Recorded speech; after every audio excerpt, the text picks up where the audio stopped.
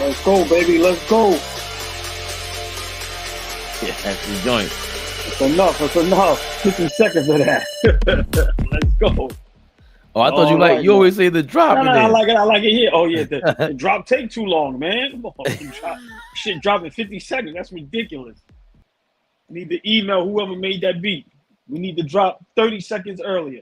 Shout out to Quan. He got another joint I like. This hip hop joint. Oh man, big shout out to him, man. Yes, we on this good Thursday, man. 1 day away from the weekend, man. Weird weather. I thought I was gonna see Bane yesterday, man. I didn't know what was going on in Gotham City. Yo. Listen, man, I'm getting down with Bane. I'm just letting y'all know now. Batman, sorry, brother. Yo, Bane, if you got an asthma inhaler I could borrow, this is crazy. This is crazy. Bane is the asthma inhaler. Stay next to him, you good. What's going on? How you today? Yo, I'm chilling, man. I'm chilling. Hey, man, speaking of which, man, the Miami Heat, they needed an inhaler after yesterday's game. Listen, man. Terrible performance yesterday. As much of a Jimmy Buckets guy I am, his 28 seemed like it didn't even exist. But I'm gonna be honest. I don't want to make no excuses. I expected that. Like I said, I got Miami in 7, so I'm not panicking because yesterday was a clear reminder in like a almost 100% resemblance of Game 1. The only difference is instead of it being Strus and Caleb, yesterday it was Vincent, Strus, Duncan Robinson, and I don't know what happened to Caleb Martin. Had a great third quarter, but like them guys just disappeared yesterday. But I'm gonna say this: we need new referees in the NBA. I'm not even talking about because of yesterday, but the game. Like I'm being honest, man, you can't do nothing. Can't do anything.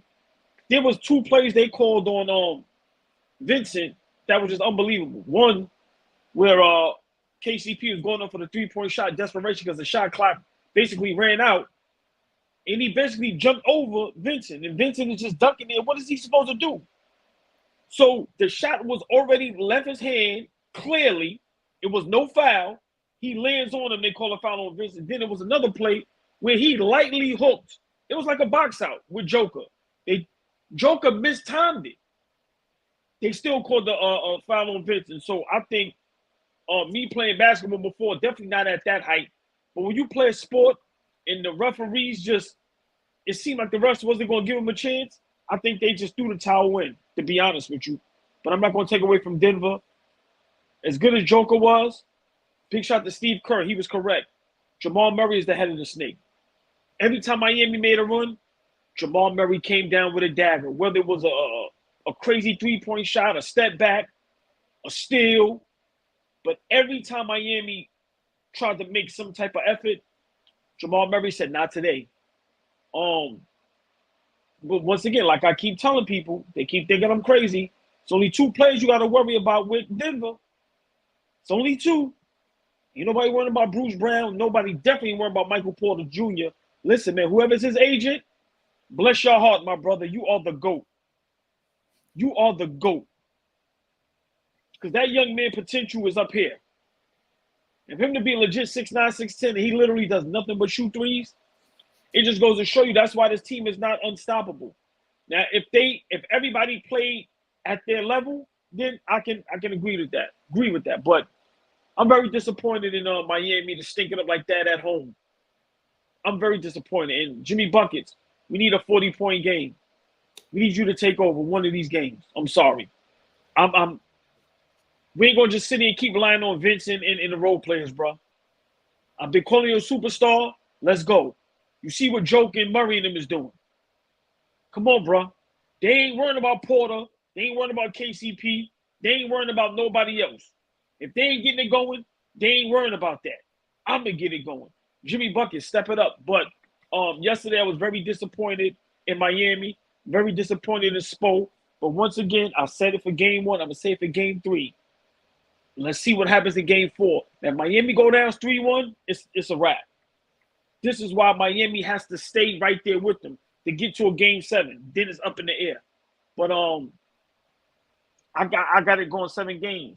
Am I disappointed in yesterday's performance? Hell yeah. This is the finals. I don't want no blowouts. I don't want people being timid. I don't want people shooting bricks. Vincent and them dudes got to be careful. because their confidence is starting to be a little too high. It was times where they was trying to run plays for him, and Denver wasn't going for it. You just keep. It was like a quarterback handing over to the running back. I watched him and Bam do that 6-7 times within a 24-second shot clock. Bro, run another play. Vincent forcing up shots. Listen, man, Miami got to knock down shots. So I'm gonna see what happens tomorrow night. But hey, man, Joker and Jamal Murray. Listen, man, they getting in a legendary status, man, with the numbers they putting up percentage wise. But that's my thoughts on Game 3 last night. Let's hear about yours. I mean, 2 30-point triple doubles is crazy. A 30-20 game, that's like Will Chamberlain, Tim Duncan. Yeah. You know, I don't even think was it done. I know he's the third. There's only 3 players that did it. It's him, Chamberlain. I forgot who's the other person. I didn't even know. I didn't look it up. Yeah. I'm just going off. I remember Tim Duncan just killing the Nets. Oh my God, maybe Shaq against the Nets also because it was so small. I know it's him and Will Chamberlain. I forgot the other player, but go ahead. I'm sorry. I just think, you know, everything you said was totally on point. I like the fact that you're not even worried about it because Spoelstra, James Simmons has the dream. Akeem Olajuwon did that, not against the Knicks. Yeah. That's Spank. Yeah, it might have been Akeem. I know it's 3 players. Oh, he's a Houston fan. Yeah, big Houston fan. Yeah, Spank. Yeah, that's his team. So I think this is their way of just, you know, I don't know how to explain this. Maybe you can help me out, but it's like a rope-a-dope. You know what I mean? Like Miami cannot win they were never going to sweep Denver, and it also made that they beat Boston in 7, even though it looked crazy. But they have to go the distance. Like they're not the knockout punch guys. So that's the thing with Denver. You got 2 guys that can slug it out with you. Those that if they get hot, it's really over. It's really over for you kids. Nothing you can do about it. And I think with Miami, they gotta make these little. Let's start Kevin Love in game 2, show you something different. My biggest thing so far Miami is Max Strus. It's time to give that guy like 6 less more minutes, bro. What the like? This guy's shooting 25% in the last 8 games. I think 6 games in the playoffs from 3. That's what you need from him. Now, somebody else could tell me about him, Max Strus defensively. I would love to hear this because I really don't care. Like if you're Spoelstra, you got to divide these minutes with Kevin Love because he showed he's a bigger body out there and it can make Aaron Gordon think. And I just don't see Max Strus. What does he provide? I know Caleb Martin had a really bad first 2 games, and last game, the game 3, last game, he shot terrible. Right. Yeah, but he was terrible. Only 10 points, and that was basically it's either he had all 10 in the third quarter. I know he had 8 in the third quarter. So nah, bro, we need y'all to do what y'all been doing, 15 plus, going 20 plus. Yeah, but they got to do that by committee. Their third best player, that guy, that third wheel that shows up every game is always going to change, and it's got to be mad random. And Caleb Martin was doing that for them against Boston, but it has to be like Highsmith. To me, I don't know why he doesn't get more minutes. He always looked mad energetic. Now, stay there. See, this is what I don't like. Spo will work in game 2. You can't come right back with that for game 3. Like yesterday, I seen Kevin Love a couple plays where he was a statue. I'm like, yo, you're not even contesting the shots. Remember, you 6'9", 6'10". So you right, Highsmith should have been in the game. They should have threw a little monkey wrench in there, just how Denver tried with playing Reggie Jackson. So I think Spo slipped up. My opinion, you can't be giving. I understand the rope-a-dope, and you might be right, but you can't be giving games away in the NBA Finals. This is the finals. It's no more after this. So I'm just disappointed in game plan, but also I'm gonna just say this, and I said it in game 1. You gotta make shots. Strus put up an air ball. Like them dudes was bricking yesterday. Bricking. So listen, when Miami is making their shots, they're a whole different ball club. So I'm not gonna panic, but I'm gonna say this, and I've been saying it. People always laugh at me. Joker. I'd rather him have 40, 10, and 4 than the numbers he had yesterday. You cannot let him get 10 plus assists. You cannot let him orchestrate. No. Listen, we gotta start giving these guys props, man. I'm an older guy, and a lot of us are stuck in our ways, and I'm starting to break out of that. Joker, bad MFer, man. It's just plain and simple. I'm not arguing with nobody about him. The only Denver fan I know is Zay. So all the bandwagon to get out of here. I don't want nobody telling me they knew this and knew that. I think Zach and me is the only. Y'all can look on my timeline when I said Joker is the best player in the NBA during the season, and people was laughing at me, including Ryan. No. Ryan. No. In the beginning of the season, they thought I was bugging when I said that because everybody is still high on Giannis and Steph Curry and LeBron.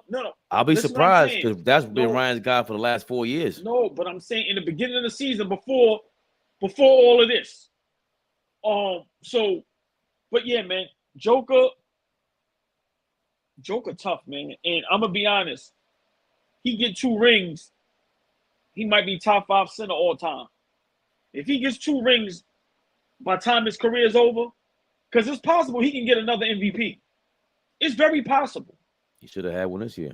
Right, but I'm just saying, think about it. 2, 3 MVPs, multiple all-star selections. If they play the all-star game serious, it's possible he can get an all-star MVP.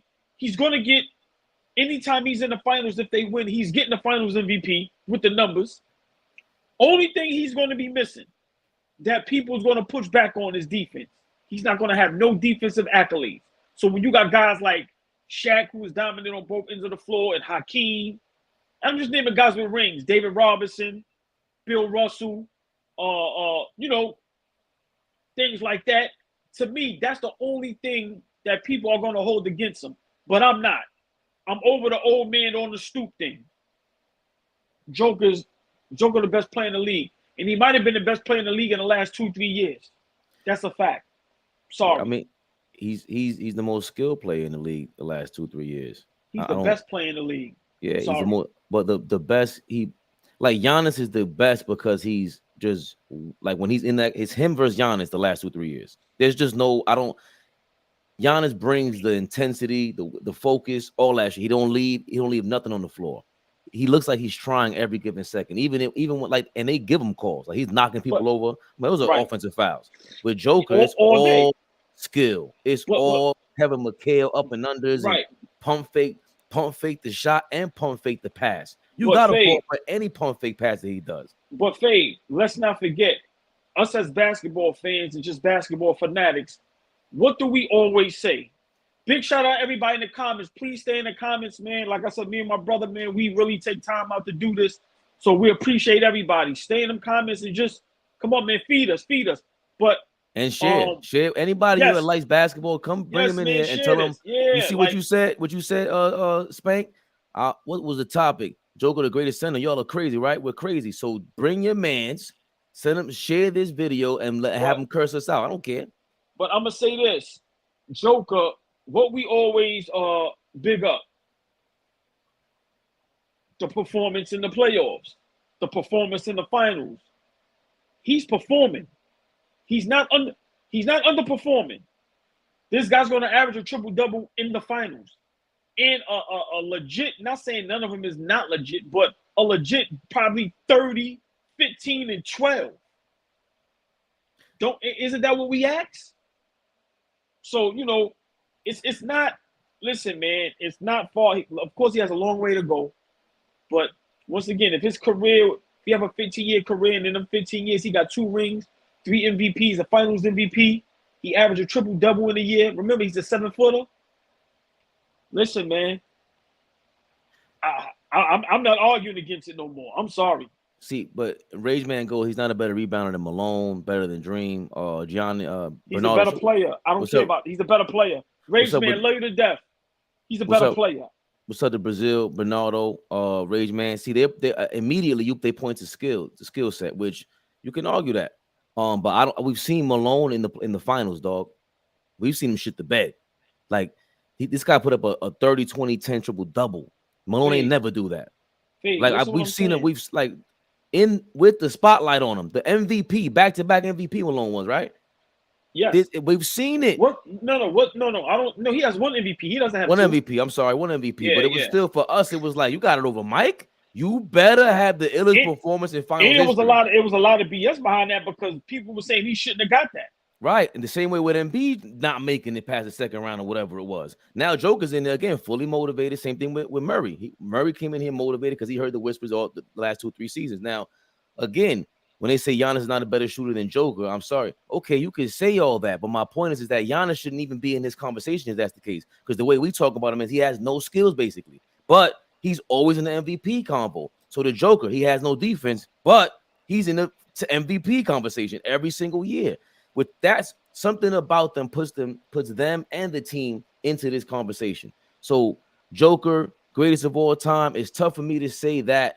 With the biggest knock against him is always going to be that you don't play enough against enough centers. And we went over this last night, and it was a great conversation. When he played against the Lakers, shout out to Scoop, he used the word pedestrian. He looked pedestrian against them. Why? Because he went from doing all this to averaging 22 and 7 against them Lakers because they had big bodies over there. All right, but to his defense, 22 and 7 is not trash, and they swept the Lakers. His defense. Oh, this year, yeah, no. But here's what hear me out. Again, it's the flaw against him is always going to be the competition, and that's like that. No, I get it, but what I'm saying is, I understand everything you're saying. Remember, I agree. I said that a couple of days ago. I'm not saying I'm the only one that said that, but remember, I was big on back in the days. You gotta remember, you had at least 10 to 15 solid centers, whether it was offense or defense, but was legit 7 foot, tough. Mentally, physically, and they banging. Pause. Right now, the only person Joker really has to put up with is AD and B, Gobert, maybe Cat. I'm saying legit 7 footers. Mitchell Robinson, Steven Adams. So you see the caliber of big men in the league. So they're gonna try to hold that against them, and they're gonna hold that to defense. But I'm over all of that. I seen it. I mean, it's a fair argument, but we can't, like you said, you got to be in the middle somewhere. We got to be prisoners of the moment and celebrate this because it's been greatness. We've been saying this. All I was saying beforehand, like you said, I want to see you got to make the Western Conference Finals, and I want to see a spanking take place. They swept the Lakers, like you said. They swept them. That was a spanking, and they came out and I don't need to score 40 on you, AD. Watch this. You score 40. Watch this. Against the Miami Heat, I said I want to see a dominant. Bro, I don't see nobody being able to guard you out there. I want to see that 30-point triple-double. I want to see a 50-point, and he's doing that. Hey, Fab, it was a play where he knocked down like the free throw shot. Then there was another play where the footwork was just, when my man Mike Tyson and the guys in boxing say impeccable. And me, I'm like, I love the game, and I'm just watching the game like, is this a 7-foot or is this Kyrie Irving with the ball? He's like a guard with the ball. Nah, man, like I'm over the. Well, he's not better than Carmelo because Carmelo rebounded. He's a better player all over the. He's a better all-around player, period. I'm not doing that no more with none of this. I'm just not. When they come to this guy, I'm not hating on him. I'm not doing none of that. I don't care about the race. I don't care about where he came from. In that square, on that floor, bro, he the best player in the league, bro. Sorry. He the best player in the league. But they're not unbeatable. They're not unbeatable.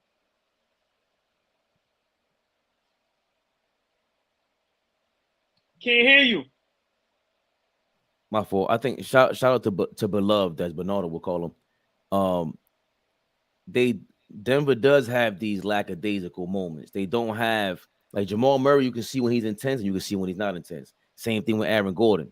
Aaron Gordon game 2, Aaron Gordon game 3 are two different Aaron Gordons. Two totally different players. He didn't know how to respond to Kevin Love being on him. He stood on the 3-point line, and then this last game he was cutting to the basket, and it changed everything. And also that 20 rebounds from Joker, it's not just a 30-10-10 triple-double. It's 30 and 20.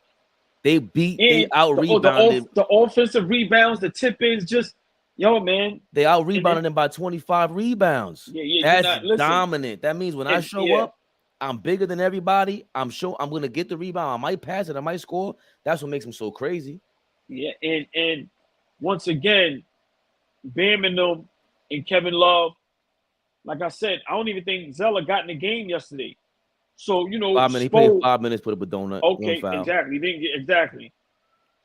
Listen, man, Spo got something on his hands. He got to put a real, like what he did in game 2. But to me, game 2, I'm not going to give him all the credit. They made shots. You're not going to win in the finals with Vincent, and Strus. Once again, maybe 5 points between them. Caleb Martin, who I was praising, only 10 points. Like I said, you can't keep relying on Kyle Lowry.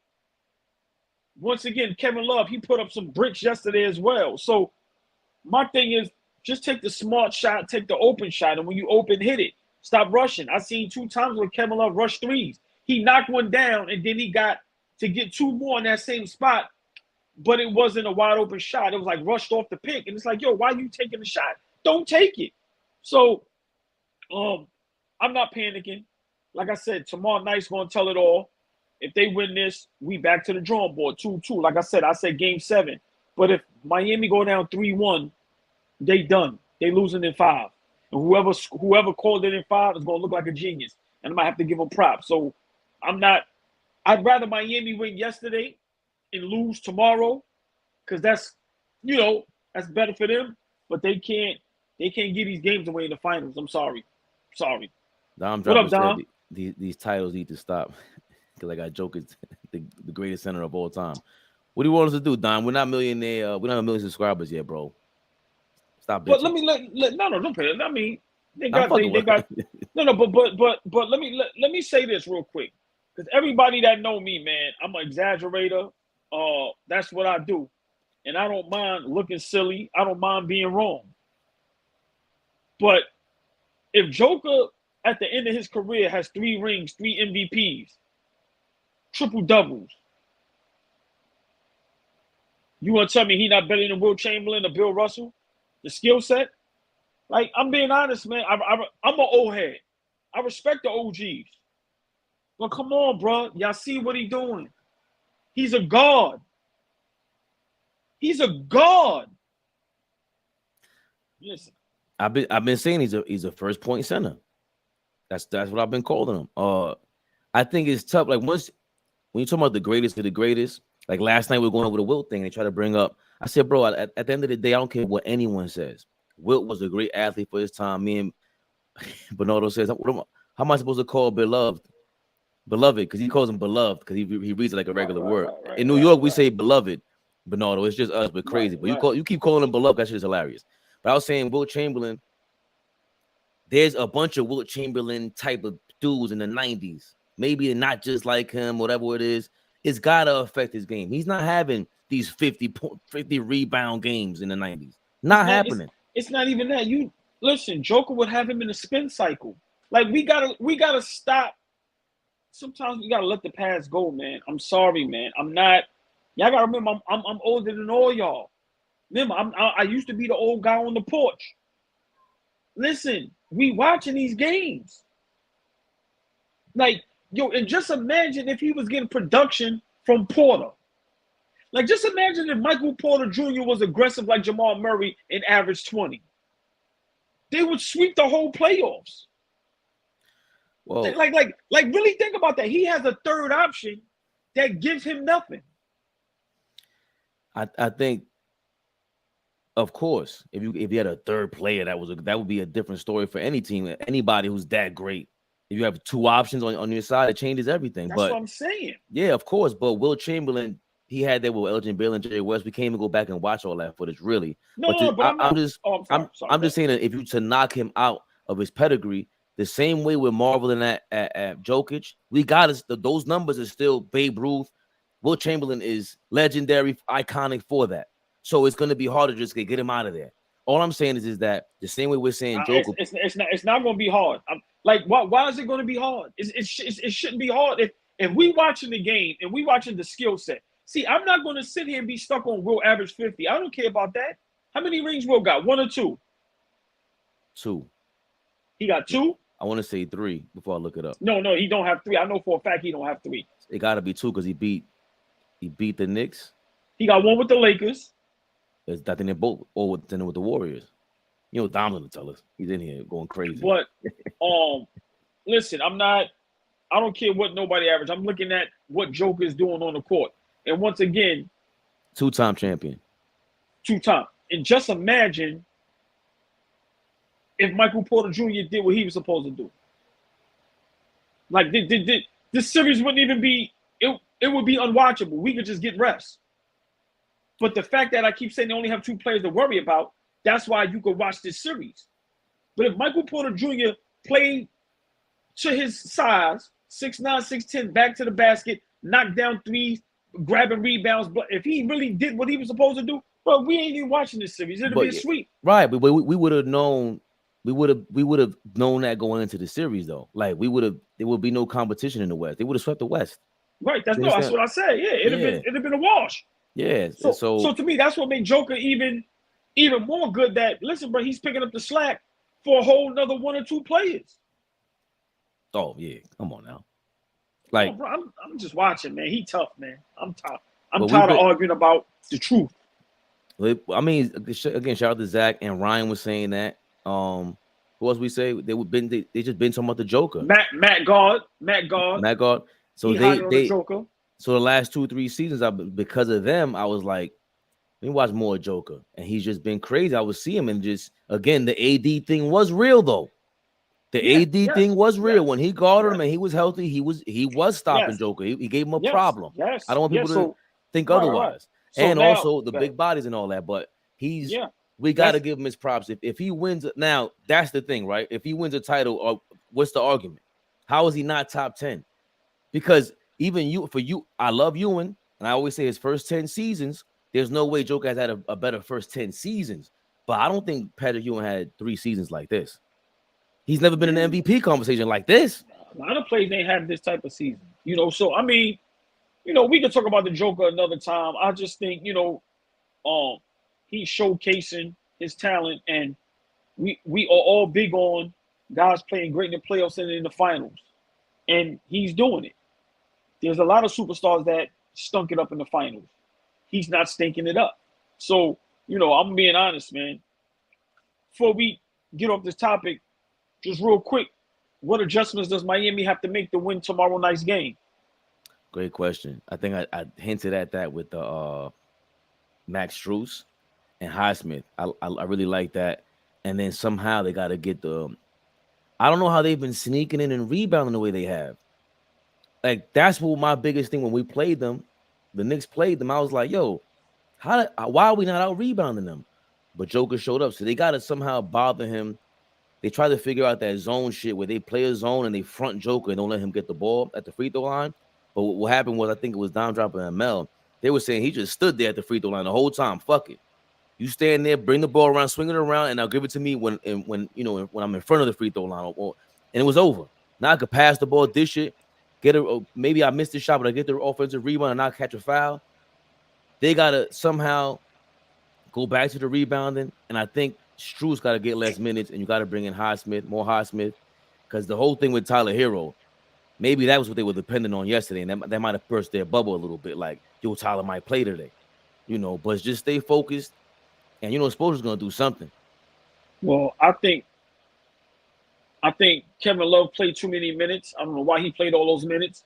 I don't know why you relying heavily on Kevin Love. I get if he played, I don't know how many minutes he played, but it seemed like he's in the game a lot. You definitely got to use Highsmith more. And I just think Strus, Martin, Vincent got to make shots. Duncan Robinson, they just got to make their shots. Got to make shots. Like I said, Jimmy Butler had 28, but I need more from Jimmy Buckets. I'm sorry. I'm not going to let you off the hook.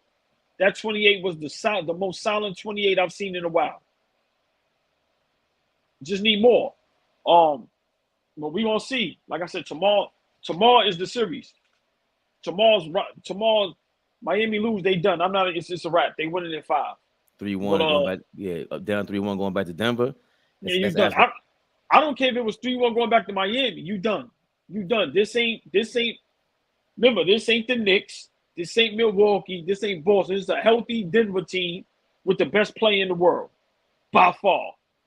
So let's see what happens tomorrow night, man. But congratulations to the Denver Nuggets. Congratulations to everybody who bet on them or who said they were going to win yesterday. Well, let's see what happens. But before we get off of this, Miami, they got to make shots. They're not going to beat nobody if you don't make shots. Now, I almost skipped the subject going with the. Where we going now? We gotta go front with this one. Where we going? Your man. Oh, oh, your man, the porn star slayer. The GOAT. Hold on. The GOAT. Zion. Zion Williamson. The GOAT. If I had a thing, look, salute the GOAT. Zion. Now let's get serious. Niggas, you out your mind? I ain't saying don't knock him down, but knock him up. Listen, bro. Are you kidding me? Now, hold on. I'm going to whisper a name because I don't know if we get flagged. Mariah Mills. Oh, I'm not mad at that. Let me whisper it again. Mariah Mills. Zion, I am not mad at that. Hold on. Let me stop right there real quick. I didn't know who the young lady was prior to yesterday. And then yourself and a couple of fellas said, hey, stamp of approval. I suggest you do some research. And prior to our show, I must co-sign you guys' approval. That young lady is quite a show. Come on now. So we see why he was not playing basketball. Clearly he wasn't injured. That boy was having some fun. Oh my God. Woo, she had that boy in his back like a cockroach. Look. Yo,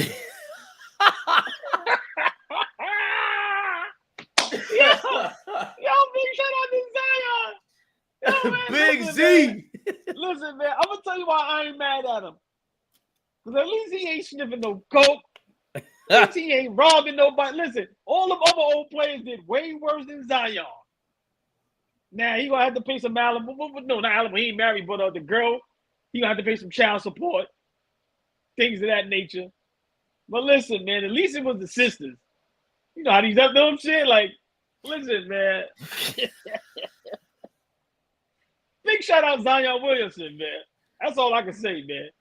I was just mad at these dudes out here talking about he's so stupid. Like what you're saying he is bugging, right? But you understand. He's super crazy now. But I'm not listen. He ain't waving no gun.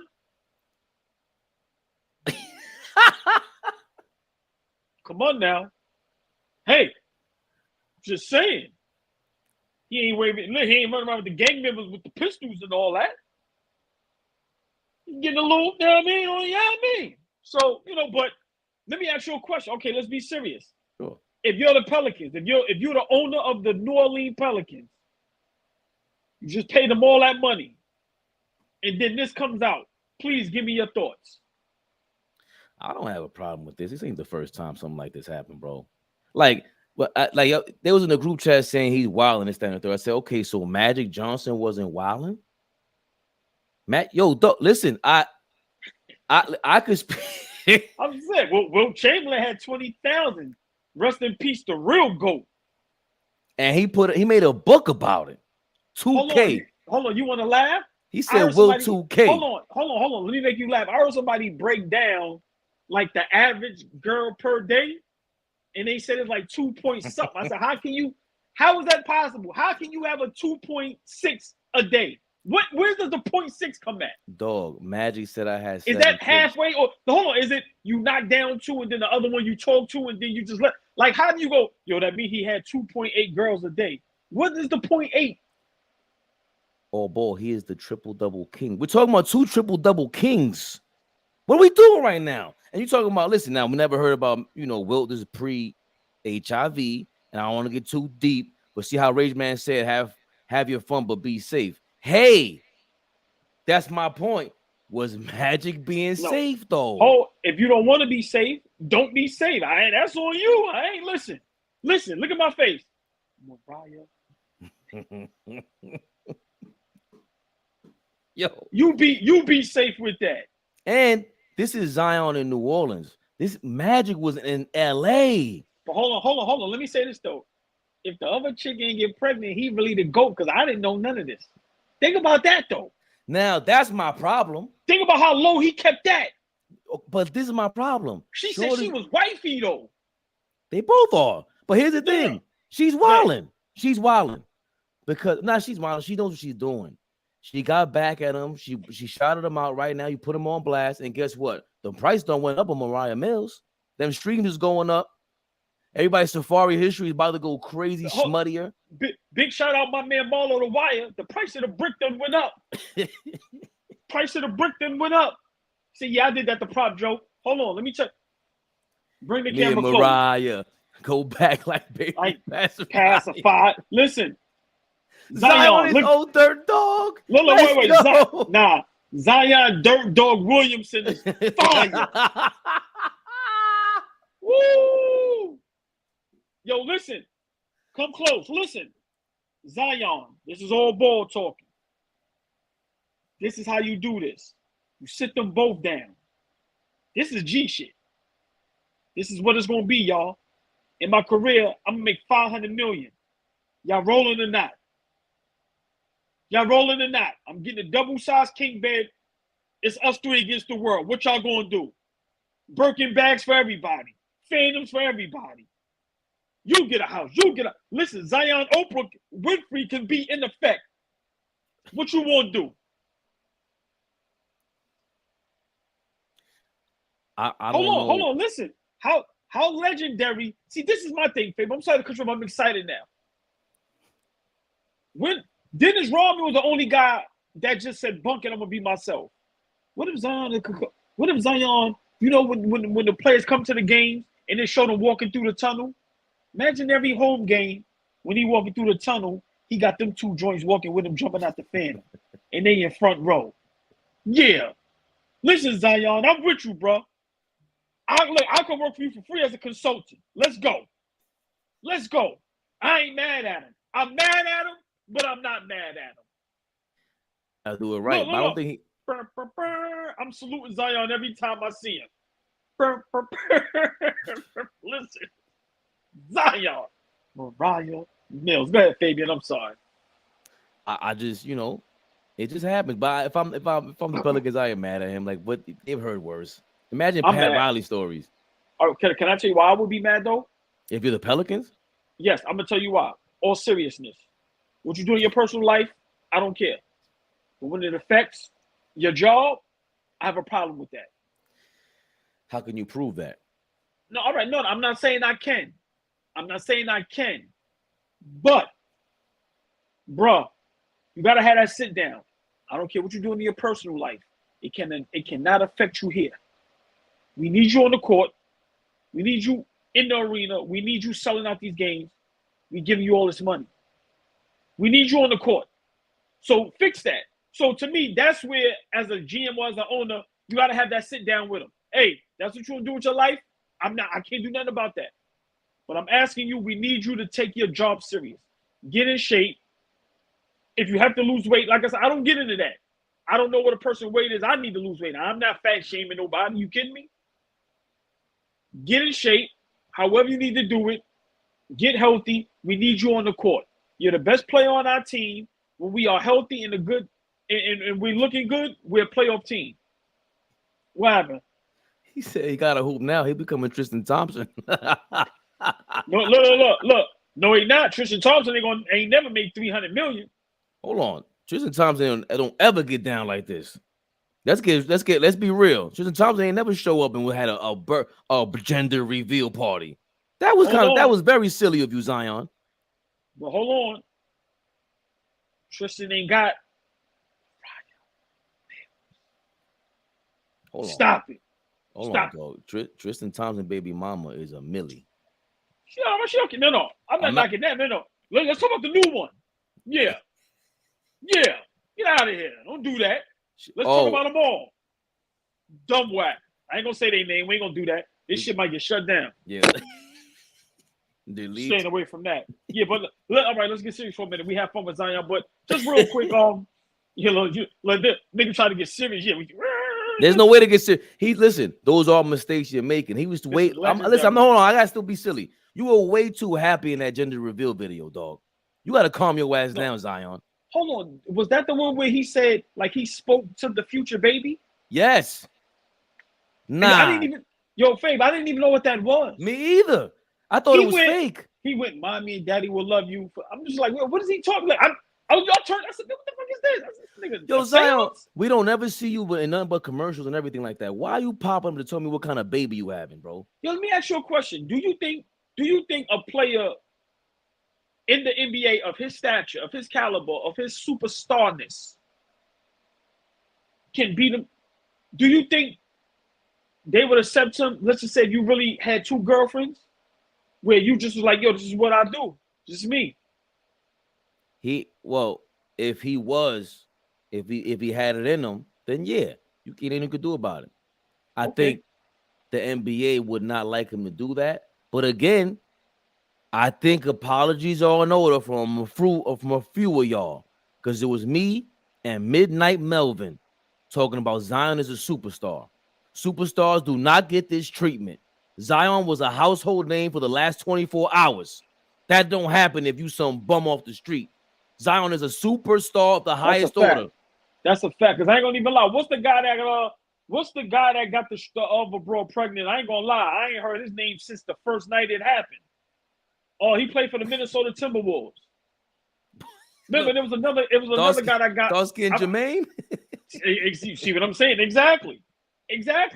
Y'all know who we talking about. Exactly. So, yeah, but Zion is a superstar, but like I said, I just hope it doesn't interfere with him on the court.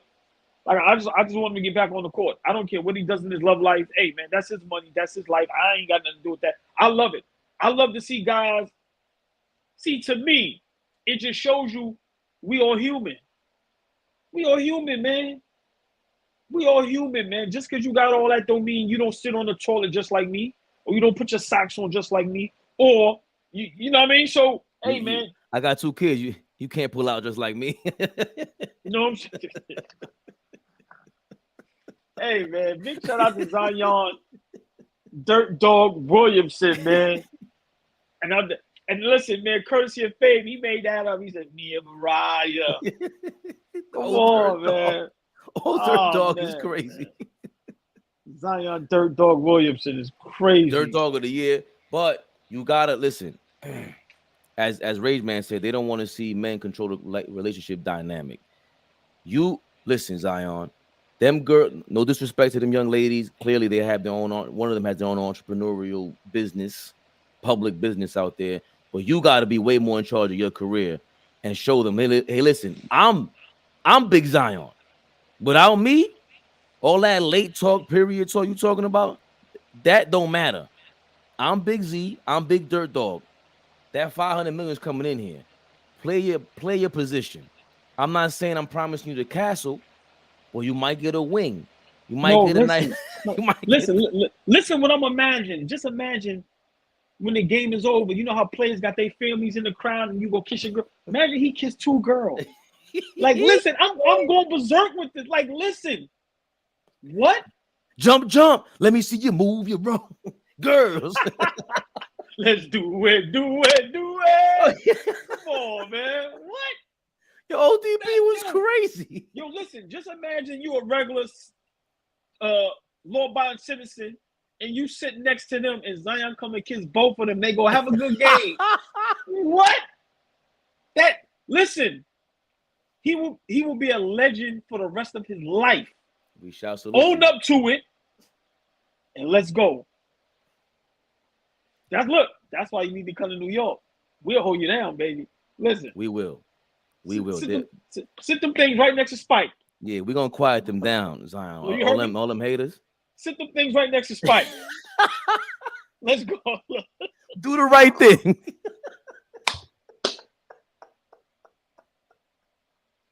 Yo, man.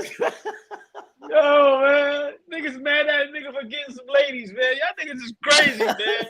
Listen, man. Yo, the crazy part to me is that people just forget how if you were 20, I told this guy on Instagram from my man Mike, bro, imagine if you could press a button on your VCR back in the day and you catching a flight or she's catching a flight with your favorite.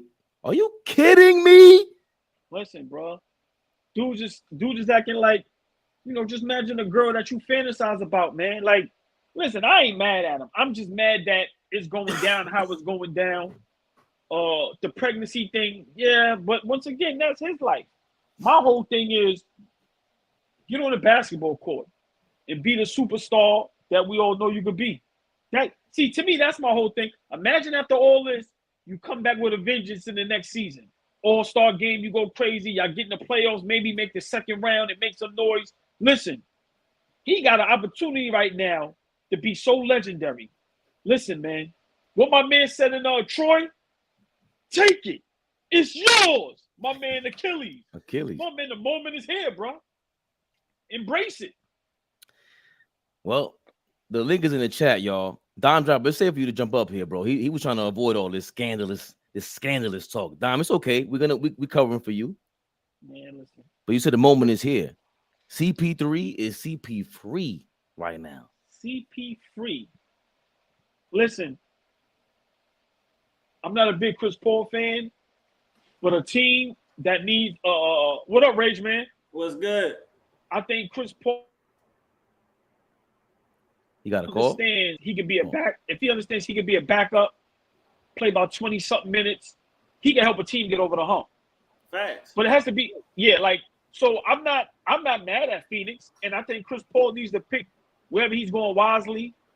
But let me just say this before I let Rage Man go. A lot of players and people don't like Chris Paul, so it's gonna be tough for him. Yeah. Wherever he goes, he has to change that mindset. But I think, listen, man, it's some team that he can help. Whatever team needs a backup point guard, I think that's where he should go. Facts. I completely agree. I was saying, either Boston or Milwaukee. That could be a championship level acquisition, and Milwaukee don't even got their coach yet. So I'm leaning towards Boston because that's literally all they need is a pure point guard that can lead them, a floor general that can set up the stars. But it depends on who their coach is in Milwaukee and I don't know if Chris Middleton gonna stay. I'm leaning towards Boston. Then you got other people saying LA, him going back to the Clippers.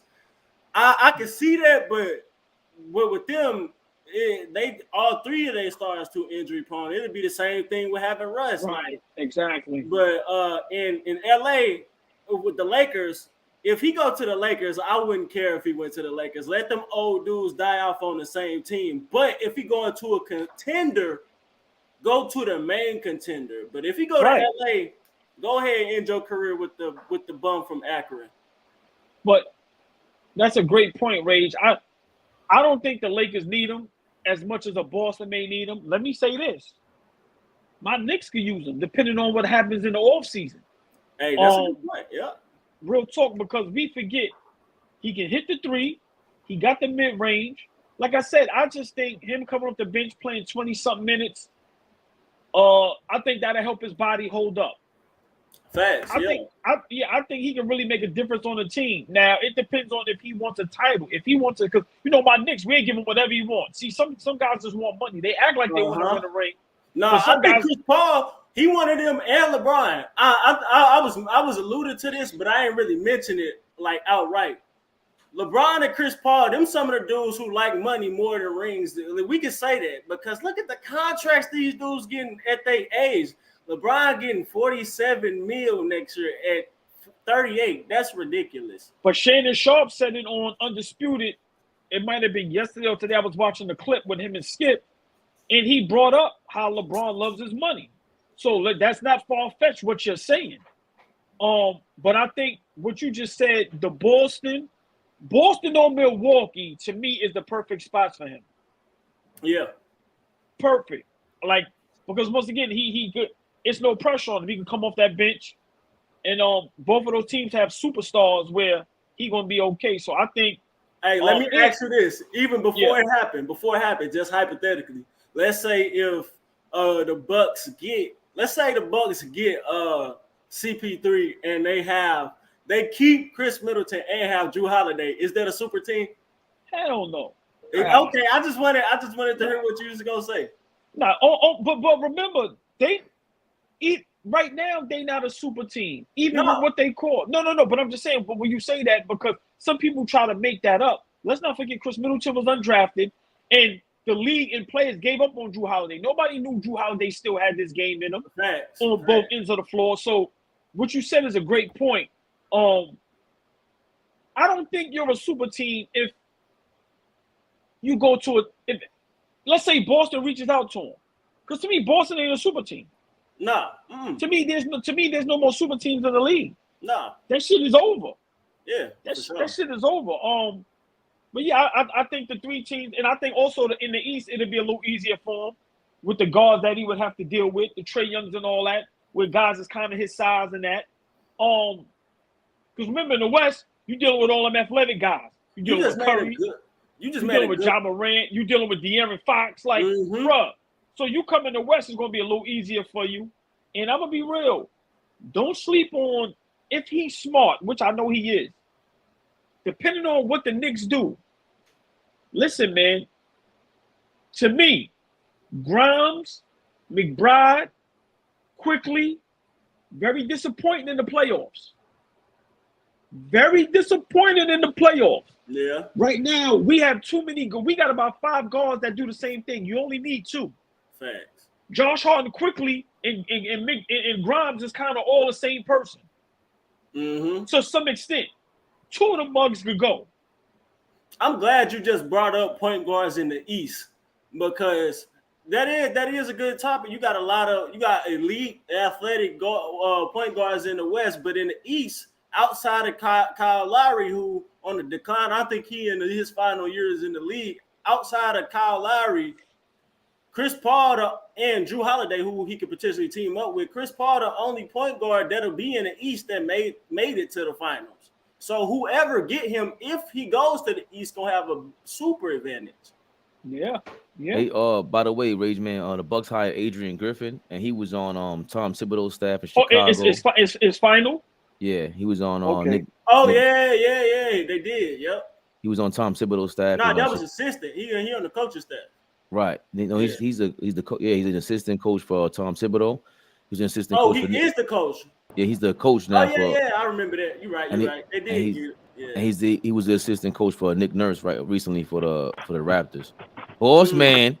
Who that? Okay, boss man. What up, boss man? What up, y'all? What's up? Must watch TV. This is must watch TV. This is like getting an orgasm, yo. I'm telling you, love this, man. Love this. How you doing, man? Everything is all right, man. Everything is all right. Like I said, we just discussing, the release of Chris Paul. I think depending on where he goes, in the minutes he plays, he probably got 2 more years left in him. Oh yeah. Yeah, but Rage Man said something that made great sense. Championship of Boston and Milwaukee. But once again, depending on what the Knicks do, I like him backing up Jalen Brunson. If he can stay healthy, I'm being honest with you. He's a winner. He knows how to get guys in their spots. He's a floor general. He can knock down the 3. He's still good to knock down the mid-range. He's still smart. Now, like I said, can he stay healthy? Don't know. But coming off the bench and playing less minutes, I'm being honest, depending on what happens with Quickly and Grimes, because them dudes going to want some money. Yep. Depending on what happened with them, I don't see why Nick shouldn't get him and we can get him for a decent price. I don't think you think he'll take the veteran minimum. I don't. You think? Yeah, I don't like him. I mean, I like him as a person. I like all of. I like him, but he doesn't fit for the Knicks because one, we're trying to get young. Why are we going old again? I don't think he'd be a fit for that purpose right then and there. And he's proven, and God bless him, that he can't. Okay, you fool! You just riding, you idiot. I can't believe it. He's on his phone just riding past the park, not even looking. Wow. Anyway, man, we need somebody young who can last, who can last the whole playoff series, not come there for the regular season and you hurt. Nah, to me, he'd be a better fit for Boston if it's anything, but not for the Knicks. Yeah, not for the Knicks. I'm leaning towards Boston too, boss man. Yeah. I mean, yeah, I agree to that. Like I said, I was just throwing that in the air just if Boston and Milwaukee he doesn't go to. I don't see no other team. Like I said, no team in the West really needs him. I just think, with our Knicks, if the other two teams he don't go to, which makes way more sense. For one, boss man, we are young, so he doesn't make us older. Everybody we have on our team is in their prime with Brunson, Barrett, Randall, Mitchell Robinson. So I just think, if he can come off the bench and give solid minutes, like I said, he can score, man. He can still do what he do. But I get what you're saying. Definitely, I think Boston is the best fit. Boston is the best fit. Colin Cowherd earlier today, I saw it on LG. He brought up a good point. Chris Paul still might not get waived. He can still, the Suns can still pull a sign of trade. Right, yes. And the Suns can get Marcus Smart. That'll be a big pickup for them because I don't even think they need an offensive point guard when you got D-Book and KD. They just need a defensive point guard that can pass a little bit. They can shoot some threes. Yeah, go ahead. I'm sorry. Go ahead. No, that's where I was gonna go with Memphis as well. They desperately need grown-ups in that locker room. That was my other choice. Is Memphis? John Morant might be out for half a season. Yeah, that's a good point. That's a good point too. But the Boston one seems more. But where's they ceiling? I don't think CP's trying to build no teams no more. I think he is. I think that's his role. Like I don't think his specialty is to get the best out of everybody. We saw like he doesn't have it. Like his role, he needs to weather the storm in the regular season and try to be as healthy as possible for the playoffs. And a team like Boston makes sense because they're deep enough to just ride that out. Yeah. And then Boston, Milwaukee, like you guys mentioned, Boston, Milwaukee, and Memphis made sense because they're on that contender level. But the Knicks would be ill for him. If I'm CP3, I'm thinking he knows how James Dolan is, and he knows he's getting a job here for the rest of his life. If he looking for the bread, he'll go to the Knicks. But hold on, the bread for the rest of his life. But the only thing we got to be scared about is a lot of players don't want to play with Chris Paul. So him coming over there might scare a superstar to come over there. You understand what I'm trying to say? I think that's players of his era, though. I think younger players would be willing to play with him. Okay. I think I don't know not even of his era, because Pat Bev, I don't think Chris Paul era, but I think it's the era after Chris Paul that don't like him. I think the more younger players will be willing to play with him. But there got to be something to that, though. There has to be something to him not being liked like that. Because I after a while, I was a big CP3 I think it's just fan. personality, because him and D-Book got along just fine. Yeah, but remember, we had somebody that told us that had some dealings, and they said, hey man, he just a nasty person. So he don't know how to talk to people. He mistreat people. Look what DeMarcus Cousins said about him. Look at the problems he had with Blake Griffin and DeAndre Jordan and Clippers. Like, bruh, like dudes don't get along with him. So with our Knicks, we got to be scared as far as with that. But you know what? I think Milwaukee might be the best fit because of their style of play. See, Boston still want to get up. I think Boston need to run more because they all in their youth. Yes, man. I think Milwaukee's style of play fits him best, to be honest.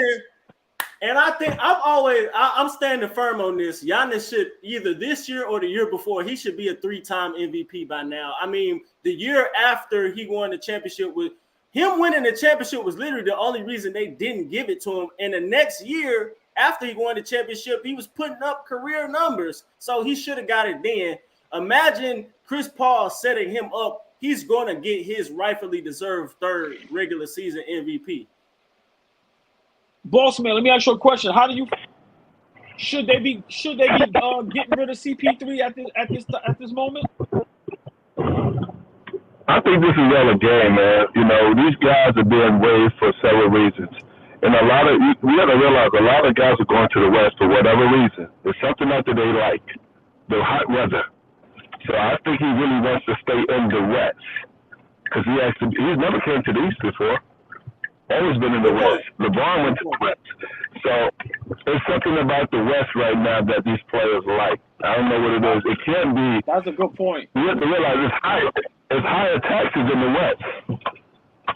But it must be some business out there we don't know nothing about right now. You made a good point with Chris Paul never going to the East. He was only That was a good drafted. point. So. That was a good point. Yeah, but at this point in his career, he got the money. Is he trying to get a chip? That him, whatever decision he made, it'll show us. If he go into Memphis, it'll show that he good with building a team, because I don't see Memphis winning no championship or making no finals no time soon. If he go to Boston or Milwaukee, that show me he want to win a chip. If he go to New York or somewhere in the West, that means he want the bread. How about Philly? Philly, it wouldn't work. He already had James Harden. Remember, him and James Harden didn't get along. Well, they didn't? I thought they did. Nah. He called him. He said something about. Chris Paul was saying something about James Harden drive. Like he don't. No, but Rage, man, not even that. Remember, they showed something in the huddle during the game when Chris Paul was trying to tell him something. He knocked his hand away. Like, yeah, they didn't get along. Nah. Oh no! Look at this. Good point. You know, you mentioned a good point that how a lot of players couldn't get along with him. I just think it's personality, because look at the players that do get along with Chris Paul. Devin Booker, Kobe wanted him. Yeah. Kobe wanted Chris Paul. They got that. That's that old school mentality. So I think that's what it is. And yeah, he couldn't be a little nasty a little bit, but hey, hey, he an acquired taste. I like Chris Paul. He always been one of my. That was earlier though. Like we didn't know as much about Chris Paul. Like that was the Hornets, Chris Paul. He was still like that was Chris Paul. So when we went to the Clippers, then he started beefing with Doc Rivers and the team. That's when we started learning more about him. So yeah. Kobe wanted him on the team. I think Kobe would have set him straight to it. You know, Kobe would have had that much cachet. But damn, on the Knicks would be tough. And the Knicks would be tough, bro. Because I don't, like you said, I don't want no other stars to be deterred from coming here, man. And if he does that, I don't want any chance of that. And also, Brunson being a leader the way that he is, I don't want Chris Paul to step on that either. They don't clash, right? They might. No, I don't. Yo, we already got Julius Randle here, bro. Like, let's keep it 1,000. Unless he's gonna check Julius Randle, I gotta get rid of Julius Randle. Yeah, facts. Two dudes that are bugged out. Hey, can we get a bonus, real quick topic? I want to talk about Dame Lillard real quick. Y'all see he's been around a little bit talking. Yeah. And you see that statement he made as far as like y'all really think he's leaving Portland? No, I don't think so, but I think he's just planting seeds. I mean, we did see him hanging around Mikal Bridges in Brooklyn, and he said he's cool with Bam. I don't see him leaving though. All the bread he making in Portland, who's gonna get to pick up that contract? That's the main thing. No, but he signed a 2-year extension, right? Wait, was it? I think the last big contract was like 6 years, $200 million. Right. So right now, what's up with his contract now? He's not a free agent no time soon. Nah, he locked to Portland.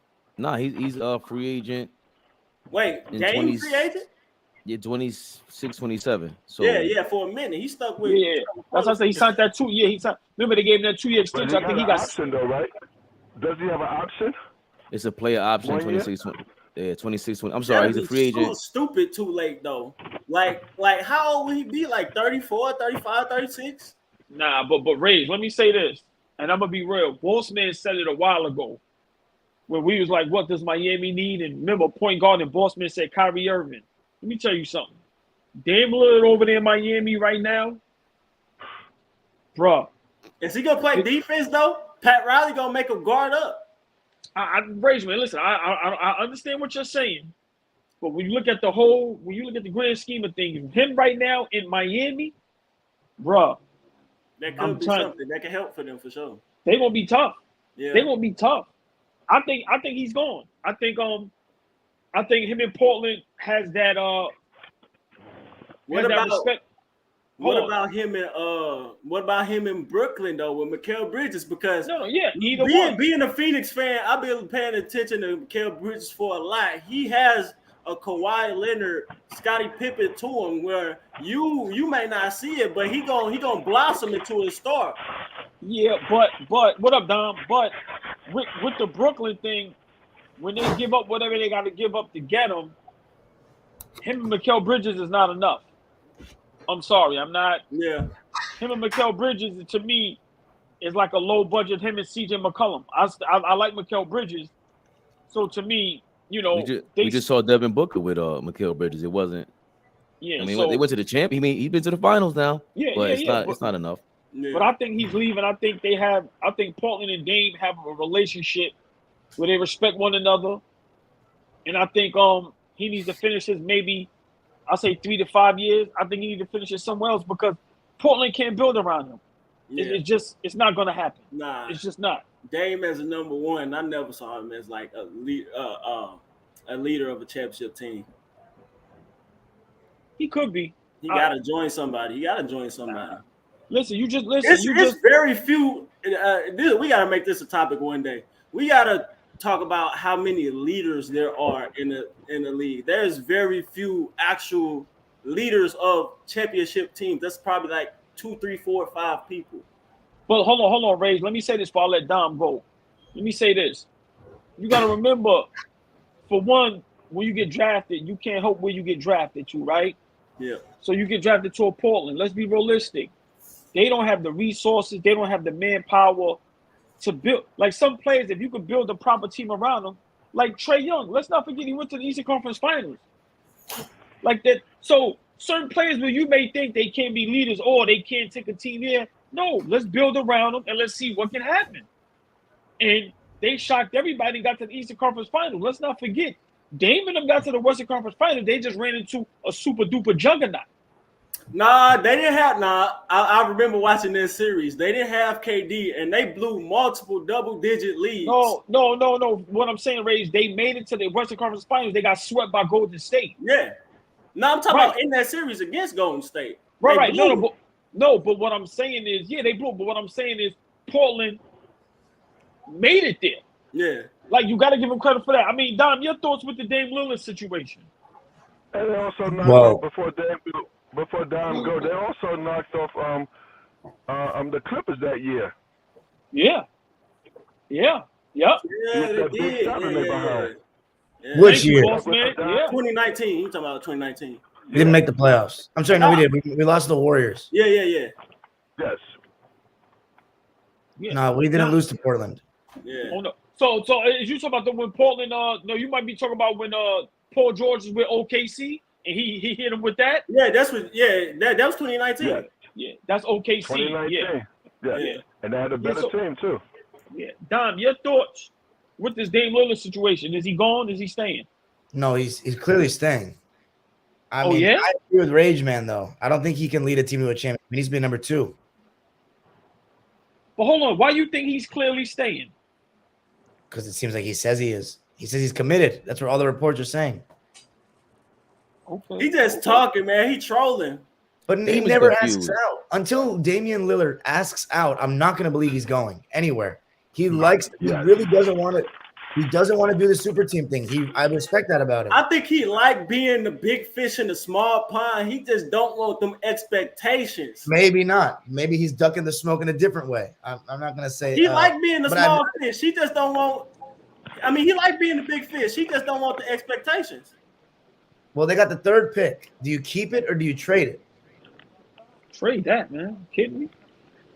Nah, I'm gonna be real though, AllBall. I don't think the only way Dame could win a championship as the best player is if it's like a 1A, 1B situation. Like facts. He gotta be a dynamic duo type. Right. But my thing is okay. My thing is just everybody can't win championships, so I'm not gonna hold that against him. But I would like to see a Dame caliber player in the playoffs every year. Yeah. Like his game. So that's what I'm saying. Like at least try to build a team around him where you compete in second round conference finals and you never know what happened. But his skill set, me personally, I need to see that in the playoffs. I don't need to see that nowhere else. But it's like what you said earlier. Some players, like this is what the thing with Dame is confusing. Like, dog, do you really want to compete for a championship? And you know, Dom knows me. I'm not big on that. But don't 1 minute say you're gonna go to Miami, the next minute say, oh, if they win, I'm not going over there. It's like, bro, Miami is an underdog type of team. If you go over there and help them out, that's just a part of it. Yeah. I don't think I don't want to hear this shit. Like, so turn down some money if you really want to. Like, you gotta work something out. Don't try to play GM. Compromise for real. Yeah, you can't play GM 1 second and then like, oh no, I'm not a GM. Nah, bro, go play ball. Go to Milwaukee. Go to Philly. Go to the Lakers will be crazy. Like we want to see you in the spotlight. Come on, man. Go to the Knicks. Don't tell them go to the Knicks for who? I just feel like when a player have been playing so long a certain way, you cannot change them unless they hardwired that they want to do that.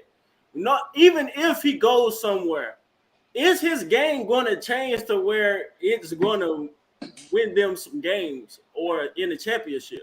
Not what you mean, but that's the point. I think Dame has a championship caliber style of playing. He has a super talent. Like that's the thing about Dame. He brings super scoring. Like we can't front on that. It's just the fact that he's like pussyfooting. Yo, bro, either you want to compete or you don't, or just shut up. Like I'm right, like, just for real. I just see as because at first I was confused. And people will be like going against Dame, like, yo, he's lying and standing third. I didn't understand him. Like, yo, he seems like a pretty honest dude. But I don't know. It's too bipolar he is for me. Capping a little bit because he's been doing this his whole career. Think about it. Dame used to beg to get on all-star teams because he was asked out in the West with point guards. He always been like that. I mean, like with Russ when Russ was better than him or Curry or somebody else. He wants the attention of those guys, but he don't want the expectations. I don't know if he wants to expect. I think he really wants to control that narrative. There's something to if I go to your team, they're gonna look at me like everybody else. And if he stays in Portland, at the end of the day, we could say, yo, he didn't ask out. He did the D Rose thing. I ain't trying to be a groupie. I'm not for none of that. So I get that. So just don't talk about leaving. Right? Yeah. Just stop talking. That's my thing. Yeah. That's like if he keep playing every year, if he can have like a 16-year career, you got a conference finals. If he gets the players make one finals, that's cool. Like I would put him like, well, no, I can't. Honestly, if he make a finals in a 17-year career, I will put him. Would you put him past Clyde as a better trailblazer? I don't know. That's hard. No, that's not. No, I still can't. Even if he makes finals, like hold on, Rage Man. That's not hard. That's not even close. Hell no. Yeah. Hell I was trying to give Dame the benefit of the doubt, but nah. Yeah. I think Dame. I don't think he could be the best. Would you put him over Walton if he made a finals in a 17-year career? I'm not. I mean, I understand what Bill Walton brought, but I think we kind of like it was 3 or 4 years in Portland. So what he did was amazing, bro, because he won immediately. So I think that's tough and he was the best player. Like it was Bill Walton was, yeah, like he was up there with Kareem and everybody easily out of college. So Bill Walton is different, and I don't think Dame was ever that. Like it's tougher to win. And it's that harder to win with those kind of guards. Like what Miami is right now. That Portland team that won it is like Miami right now, but Miami's not going to win. We all know Miami's not going to win the series because I don't think they're anything like Miami right now. No. I get what Turbo's saying because in the 70s you got to remember. I was saying that because Bill Walton didn't have no second All-Star or Hall of Fame on that team. That's what I'm saying, Faye. Yeah, the 70s. Looking at Miami, Jimmy Butler is like the only pretty much like the All-Star caliber player. You know what I'm saying? That's what I was meaning comparing them in Underdog. that situation. So is there anybody in the draft that's going to help them out at that third pick? I'm gonna be honest. I don't even pay attention to college basketball. I gotta wait till you get to the league. Right? No, but that's my point. What I'm saying is Portland has to figure this out. Portland, like they in a situation because you got to figure. Your superstar may have 3 years left at high level. Or do you rebuild with the third pick? You got the kid Scoot. They say the top 5 players is good players. Wembanyama, Scoot, is it Scoot Henderson? Scoot Henderson, yeah. And it's somebody else. So they say the first 3 is good. Brandon. So my thing is, right. So with Portland. Brandon Miller. Do you get what you can for Dame? That's why I say they have a relationship and respect for each other where they can sit down and go, hey, listen. Yeah. So remember, we got to think of the future. We got you for. Remember, when his contract is up, he's not re-signing for another 5 years. Nah. So hey, let us get what we can for you now. We gonna send you. Remember, we like you. We got real love for you. We gonna send you. Listen, we gonna send you where you want to go. Tell us where you want to go. We gonna work it out. Yeah. Now with the third pick, they get they play. They rebuild. They have some picks. Some drafts and some young players they can get for them, and then they can go about their business. And plus, number one, if he leaves Portland, the real Portland fans will understand. They're not going to boo him. If he comes back, they're going to give him a round of applause and say thank you. They're going to be loyal to him. They're not going to be like the other, like LeBron when he left Cleveland burning his jersey. They respect James too much to do that. Yeah. I think if they would really, they would look at him and say, "Hey, man, I think if you're a real Portland fan, I think you should email him and say, hey, bro, look. Thank you for all the years that you done for us. Once we went through that trail after the Jailblazer situation, and then Brandon Roy was supposed to have been there. Yeah. Right, facts. They missed him up for some years. Supposed to have been that Hall of Fame, you know. Yeah. And he came in and took over and did what he did. I think it's up to him at this point. I agree with Turbo. It's up to him and the organization. What do y'all want to do? What's the next move? Are y'all trying to win now? Or y'all gonna rebuild 3 years, or are y'all trying to be where y'all at? All right, hold on. Go ahead, boss man. I like what y'all said. The things are definitely good. That's a good question to put out there, all ball. It depends on. I just believe now the draft is overrated, and we saw that with Miami right now. They have no number 1 draft pick, no number 2, number 5. They don't have all of that. You have to just find a collective group who really want to play together. You have to find a GM who has that magical wand, can bring people, make the magical moves with that money, and shift people around. It's all about the GM, man. And we saw that with Theo. We saw it with Miami. We see it with the Lakers. You know, so if you have that GM who can really dive in there and get these pieces the right way, then that's what you have to look at. Because the draft, to me, like I said, is overrated, way overrated. And we talked about Zion for about an hour and a half. He played 29 games. 82. He didn't even play 60 games. But boss man, all right, look at this scenario. If you're Portland, right? If I'm Portland, this is what I'm attempting to do. Think about this. You go to Boston. I want to straight up trade Dame Lillard for, let's just say, Jaylen Brown, right? You got Jaylen Brown. You still got the big man over there. You still got the young kid Simon. You still got Grant. What's the big Grant? And then now you got the 3rd pick. I would trade Grant in that situation too. I'm just saying, boss man, you correct with the draft thing, but you know, like I said, I think Portland is in a nice little pickle there, because once again, once that contract is up, if you don't get nothing for him, hey man, you back in the gutter for real. Yeah, like you gonna be in the gutter, so they gotta really figure out what they gonna do.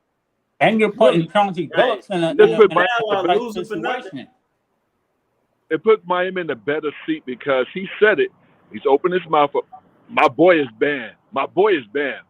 So you can give up that whole starting 3 players to get him, and still have a good bench and still have good players. That's how good he is. You know, you're not losing. You can always. The whole thing about Miami said it. They said it on television. We want people to die for the basketball, play hard. You'll play. Yeah. Play hard. They got people doing the basic things of basketball, and that's why they're in this situation they are. Yes, bro.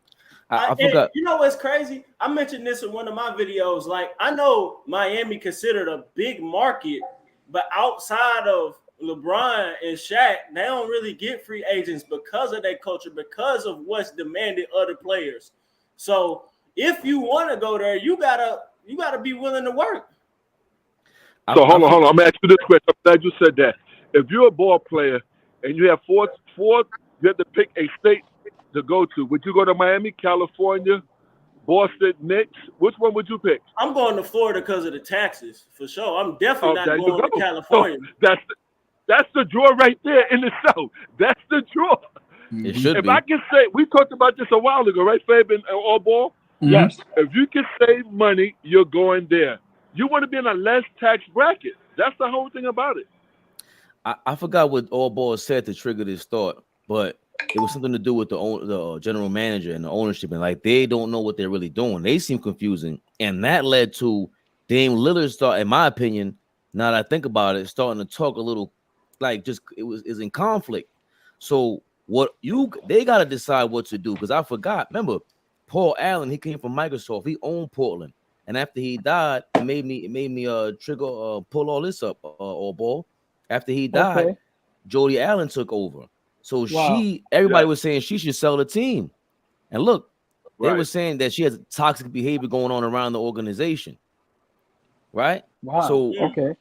this guy, Paul Allen, he had specific instructions to sell the team when he was gone. When he was done. Remember, he's a super billionaire. And with Dame Lillard, he's sitting there in limbo probably, because what are you really doing? What do you really know about basketball?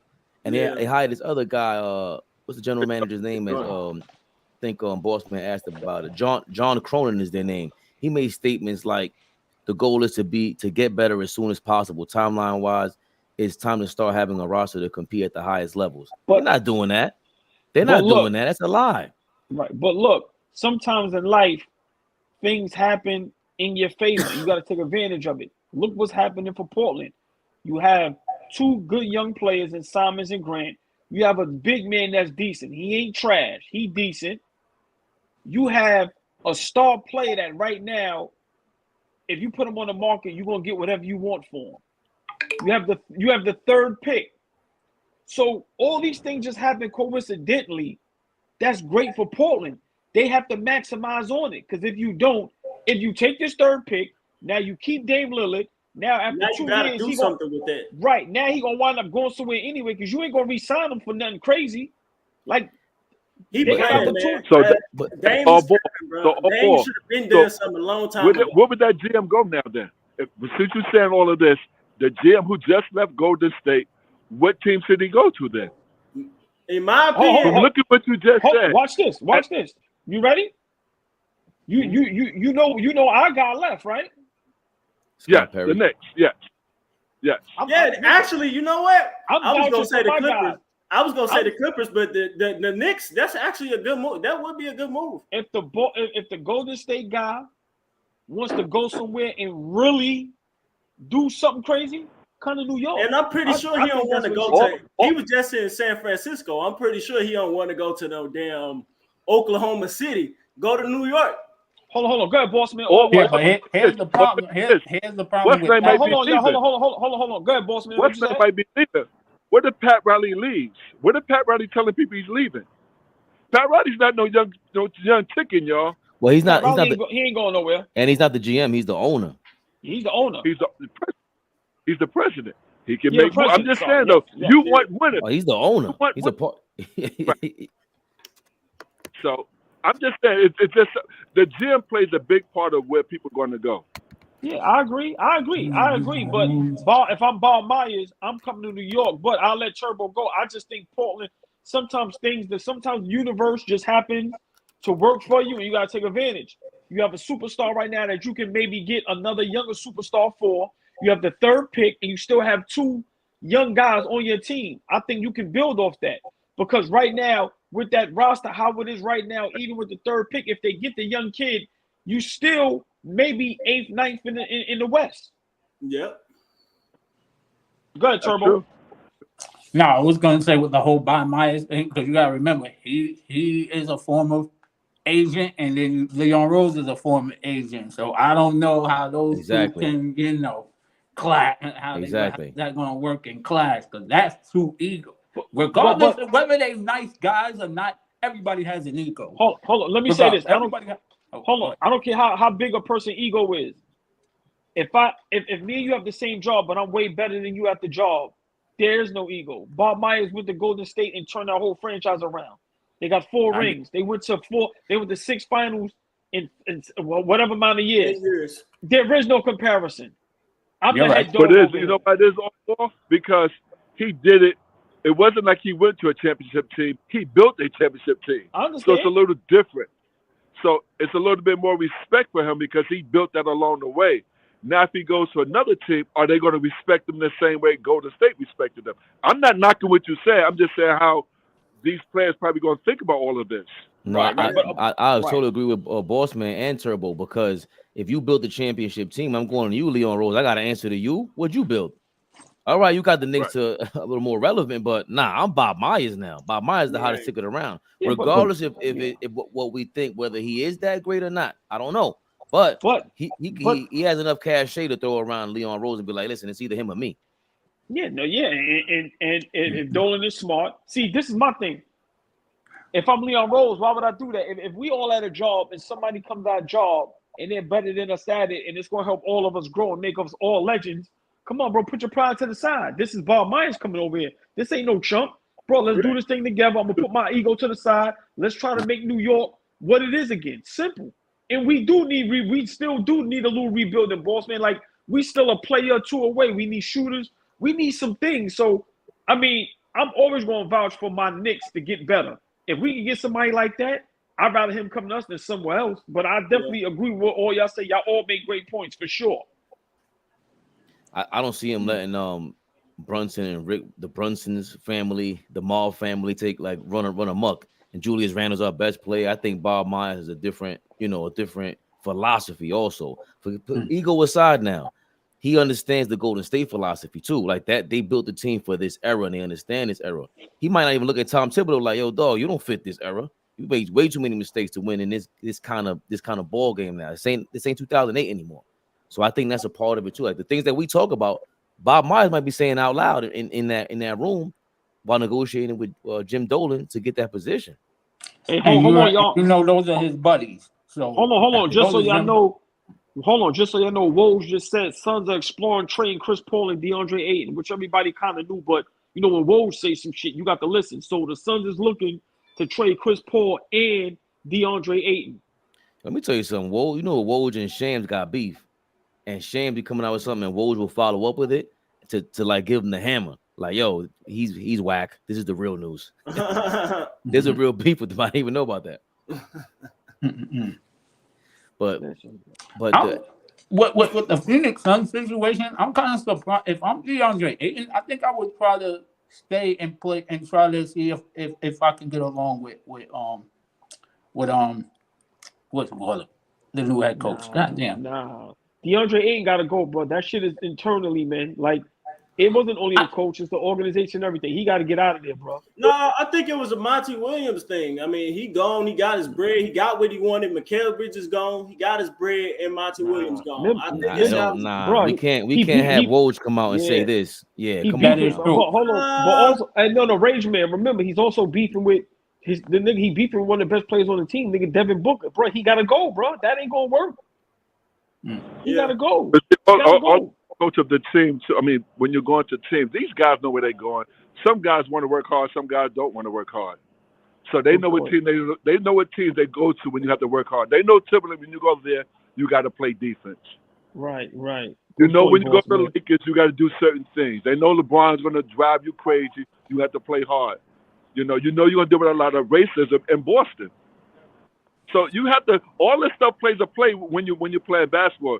It's the money factor, taxes we talked about, the warm climate. It's the people there.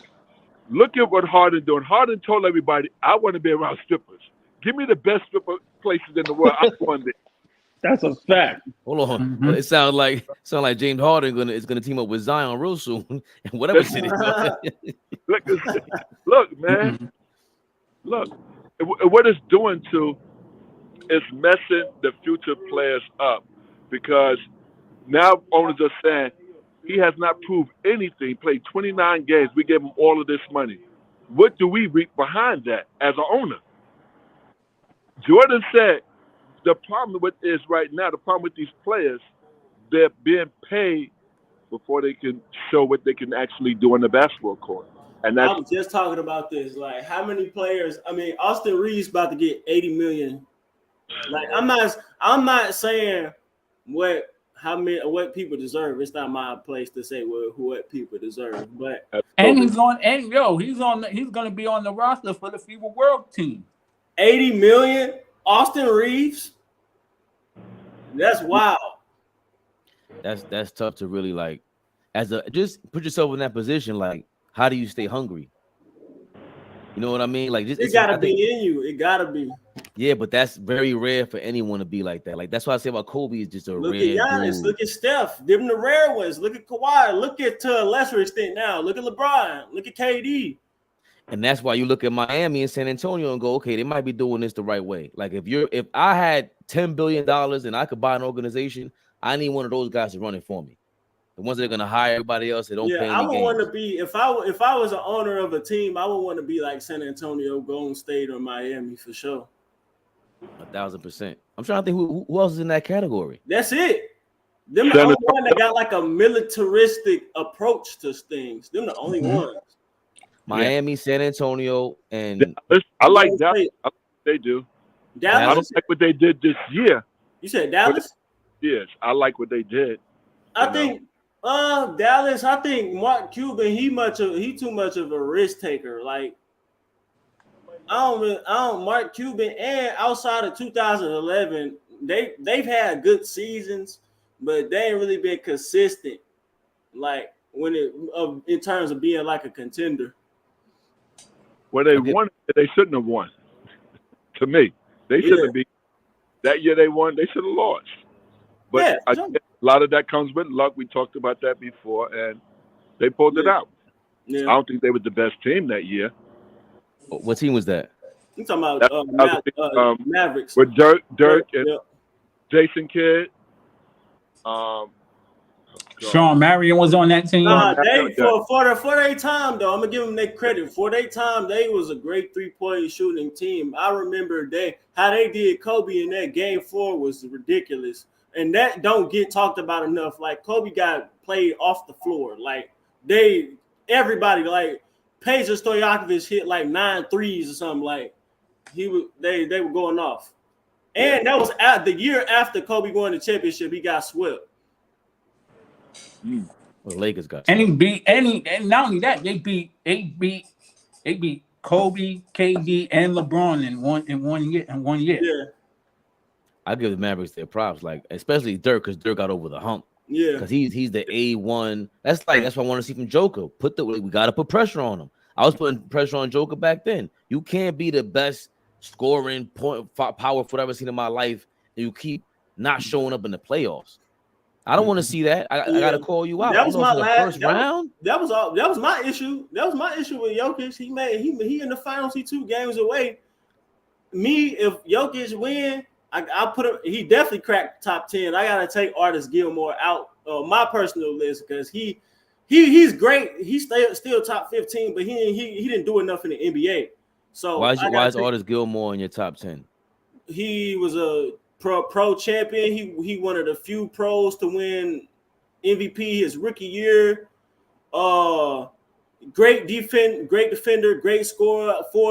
I think he like in the top 5 field goal percentage, and he was averaging like over 20s. Like so, he was a real bucket. So Artis Gilmore is a top 15 center. Artis Gilmore? Yeah. Wow. Yeah, for sure. Who? Name 15 centers. Name 15 pro centers better than Artis Gilmore. You got him better than Ewing? He wasn't better than Dow Dorcas. Yeah. He wasn't better than Ewing. He wasn't better than He was better. He was better than Ewing. I'm just saying from what if you want to use NBA, if you want to use NBA careers, I get it. Oh, that's what you mean. We talking about total career. We talking about total career. Because I include the ABA. So we talking about total career. Hold on. ABA and NBA is 2 different stories. Not really, because they merged. You got 4 ABA teams. They merged. You got 4 NBA teams. They took the 3-point line from the ABA. They took the dunk contest. So I totally agree. So in his NBA career, and he made a couple All-Star games, all defensive teams. We got older. Yeah, he was in the West. He was on the Spurs. He was with George Gervin. They was losing to the Lakers. Then he went. Then as he got older, he played with Michael Jordan for like 20-something games on the Bulls. Then he went. I think he retired with the Celtics. He didn't play too long. But he was facing better teams. But individually, he was making all-star teams, all defense. You gotta look that up about Artis Gilmore. Yeah, he won MVP his rookie year. I think he left before that.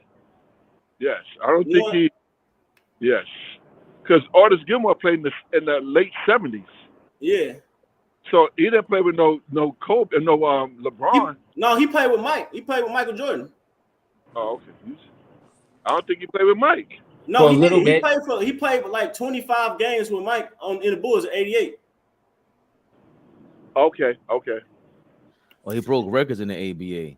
Broke record block shots block in the season. He did only Wilt and him. Yeah, only Wilt, him, and Wes Unseld won MVP rookie year. MVP. And Wes Unseld was in the NBA. Yeah, well, he won rookie of the year and MVP in the ABA.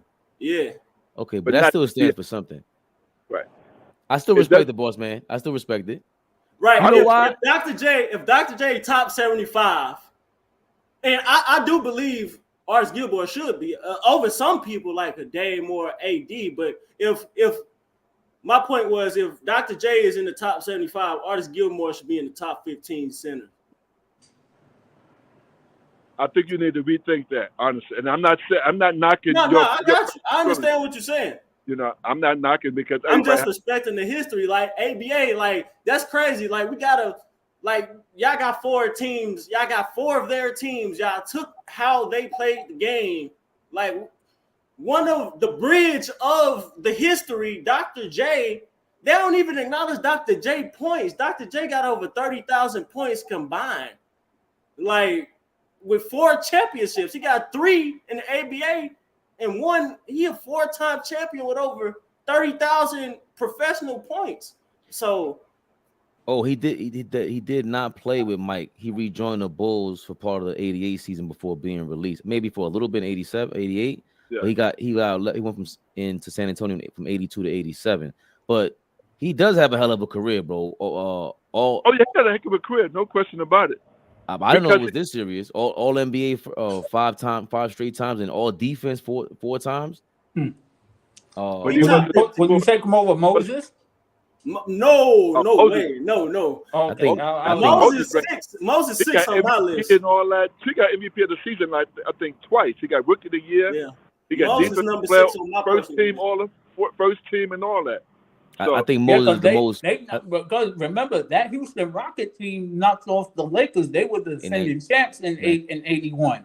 1980 in the conference finals. I think Moses Malone is the most underrated like the most underrated legendary dude. If you were to tell me, I don't have him up, but if you were to tell me Moses was better than Hakeem and Shaq, I could see where you're coming from, but I don't have him over them.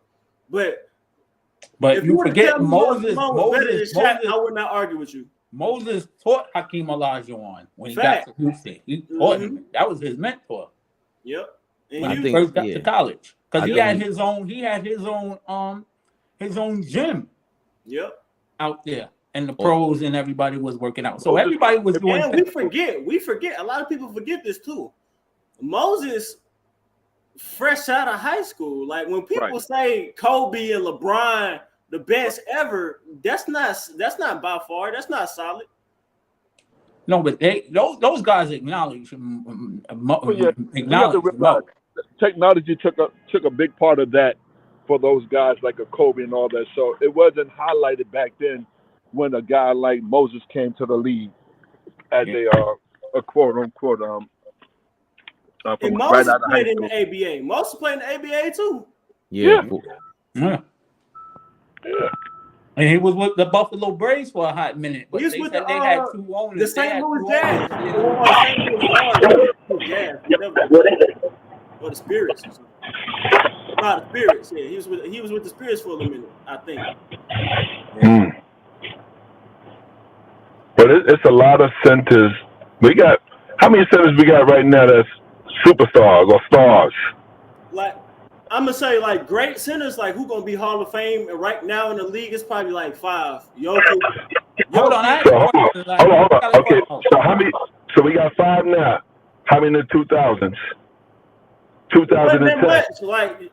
And that's a strike on Shaq. Shaq did not face a lot of. He didn't become a champion until all the people he was losing to was retiring. So Yeah, you could say that. That's why I say if you say Moses is better than Shaq, because Shaq, I look at the totality of people's careers. You got to say that competition, how they won, stuff like that. The only person that Shaq was in competition with that was Alonzo Mourning. That was it. And where do y'all have Alonzo Mourning fit in as far as top centers? Because his name like never top gets 25, top 25. Gotta be top 30. But top I think 25, the thing with Moses is just the way he gave Kareem the business. I think yes, Kareem had dominated Kareem. Yeah, he had like 7 rebounds in the championship. I was just like, they're just looking back at him, just like, yo, we don't talk about him enough. He wasn't flashy. 7 offensive rebounds with Kareem is I like crazy. how he played too. He played the defense first, like, and not just regular boards, like offensive boards. Like, but you know, we have to look at it, and the reason why, and no disrespect to nobody who didn't go to school, who did go to school. He wasn't the face that you want to see on television. He wasn't articulate. No, he wasn't right, and that was a big part of the lead. They was trying to bring that in the lead. So what they was doing was holding him back from being on the media, not talking so much. Kareem can talk in front of everybody. Was no problem for him. Yeah, You know, I agree with that. Facts. Yep. You recall when John Thompson, God bless him, didn't want none of his players talking. He talks for you. Yep, he spoke for him. Spoke for everybody. Yep. Mm-hmm. Really? So, That's a fact.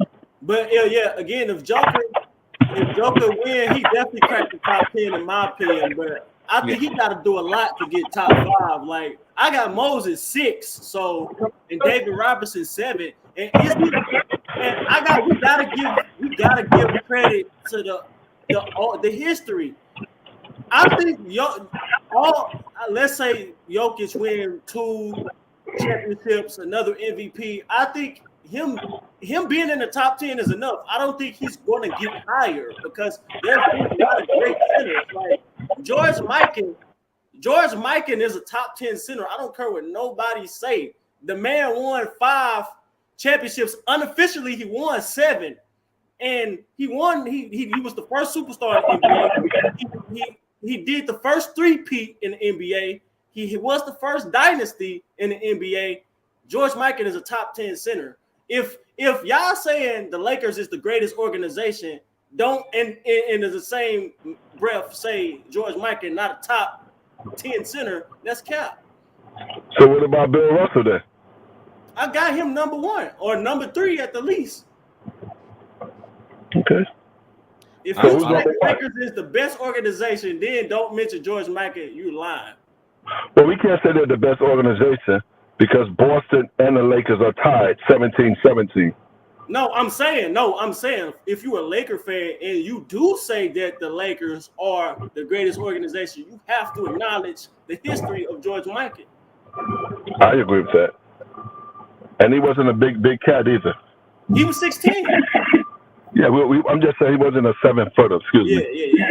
You know. Yeah. But you're right. You're right about that. You know, it's so crazy when we look at these stars from teams and all of these centers and all that, and it's a lot out there, man. We just didn't name a lot of them. You know, but some of the centers can shoot better now than they could before. Yeah. Mm-hmm. Yeah.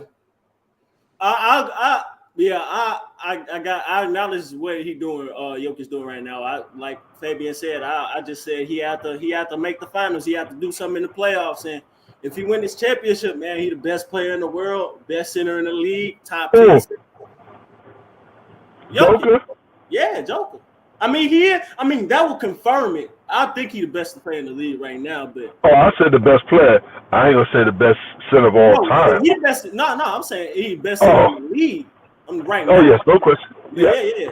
But all time, no, I think he got a lot to do to be pushed top 5. I think he got a lot to do to pass top 10, number 10. Well, I think he's already the best center in the league. Like, I just don't see anybody in that conversation right now. Like, for sure. For him, if he wins one more championship, if he wins like 2 more championships, then he definitely can crack the top 5 in my book.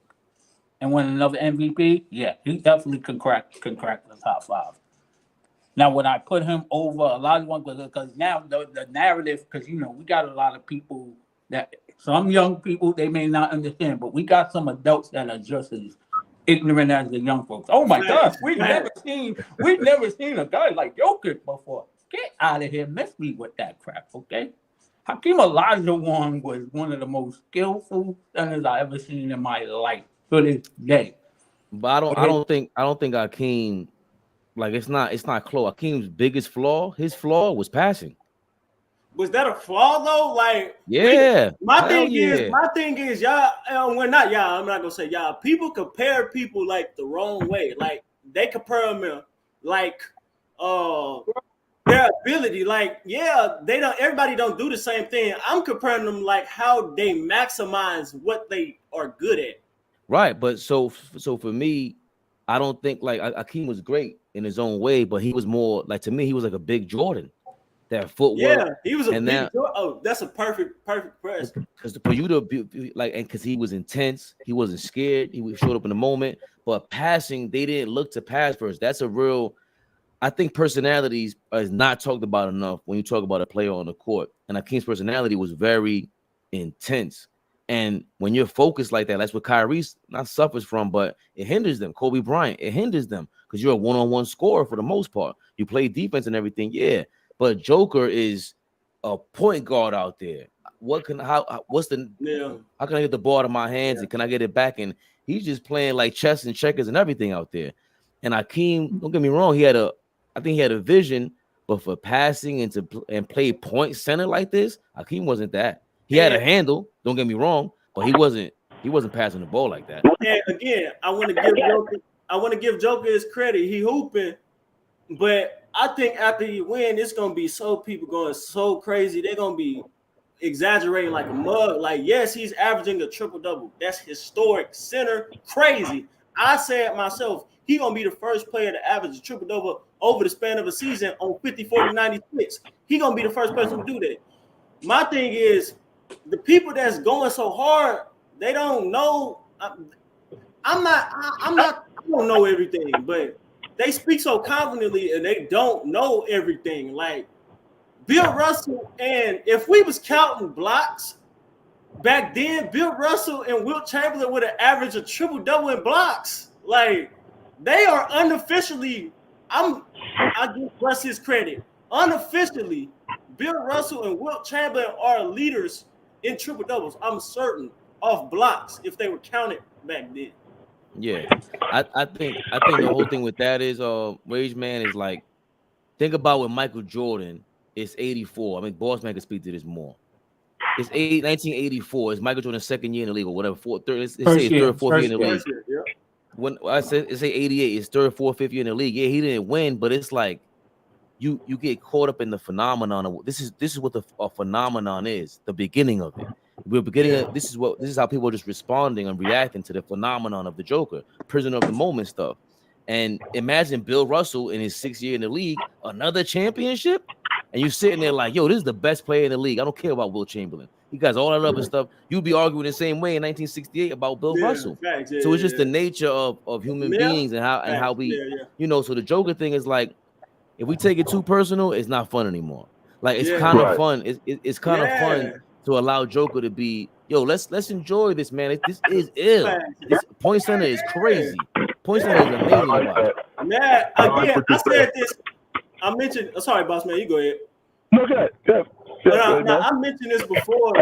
I think the 2020s, this gonna be the most competitive era since the 70s, because the 70s only 2 teams won the championship more than once, and that was the Knicks and the Celtics.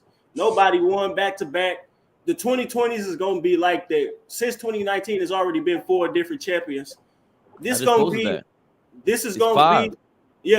like 5 different champions. This year is gonna be the most parity since the 70s. Yeah, it was Bullets Boston, Knicks, the Wizards won the championship, the Seattle Warriors. Who else? Portland. Right, Portland, that's 6 right there. And then I think Boston won. Yeah, he said the Wizards. Yeah, and then the Celtics and the Knicks won twice. So 6 franchises won the championship in that decade.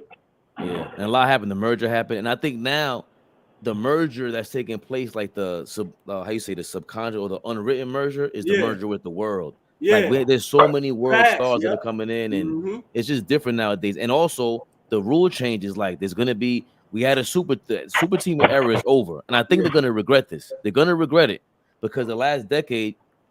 I mean, I don't know, because they're saying that the ratings this year is pretty good. They're saying it's pretty good.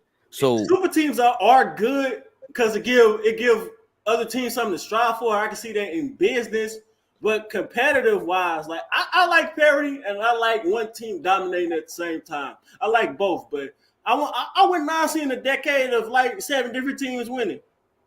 I think for us as basketball purists, it depends. Yeah. Because you're a fan of just watching it like we're doing today. Like we know we all have we're like-minded in our love for the game. Yeah. So we can actually, speak this way. But the casual fan is the one that makes them money. The casual fan, they come in to watch Steph Curry and this phenomenon, and not just them, but the phenomenon of winning. And that just brings in all the groupies. No disrespect to anybody. But that's what makes the money. Is groupies, for lack of a better term. Yeah. So sometimes, again, going back to the Joker thing, and it becomes a groupie thing because you get caught up in the moment, but people want to see the super team. They want to see the super guy. Yeah. They want to see this guy who couldn't do a push-up in high school. He's the fat kid that we all play with in the playground. Yeah. It's just like, yo, how's he nice? Facts. Yeah, good point. Busting your ass. You're just like, nah, I'm picking him again. It's just dope to see it. It's ill to see. We always would love to play with a kid like that because it was ill. Yeah, it was ill. Same thing with Steph. Like short dude. Well, he ain't short. He's 6'3", but relative to short dude, just shooting crazy over the tall athletic dudes. The David versus Goliath thing. Yeah. Boss man, I think you muted. All right. I guess he'll come back in. Yeah. Yeah, I think it's yeah, I think this is a good spot, man. And I'm so I'm not a hater. I growing up, like I still say this, Miami LeBron, that's one of the best players I ever seen. The best player I've ever seen in my own 2 eyes was Tim Duncan. But I'm sorry. I don't be wanting to come off as a LeBron hater, but when we keep talking, like when these stories, like these made up stories about how Kyrie wanted to trade for LeBron come out, like, bruh. Hey, Raymond. Oh, bro, like you're out the playoffs, bro. Like you're out the playoffs. Let the other dudes shine, man. Mm-hmm. We can hear you, boss man.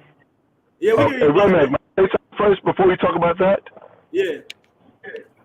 I think one of the things we don't want to talk about with the Joker is he's being pushed by the white people. He's being pushed. He's not black. Yeah. I mean, and that's a big part, and that's all right. That's fine. We have no problem with that. That's okay.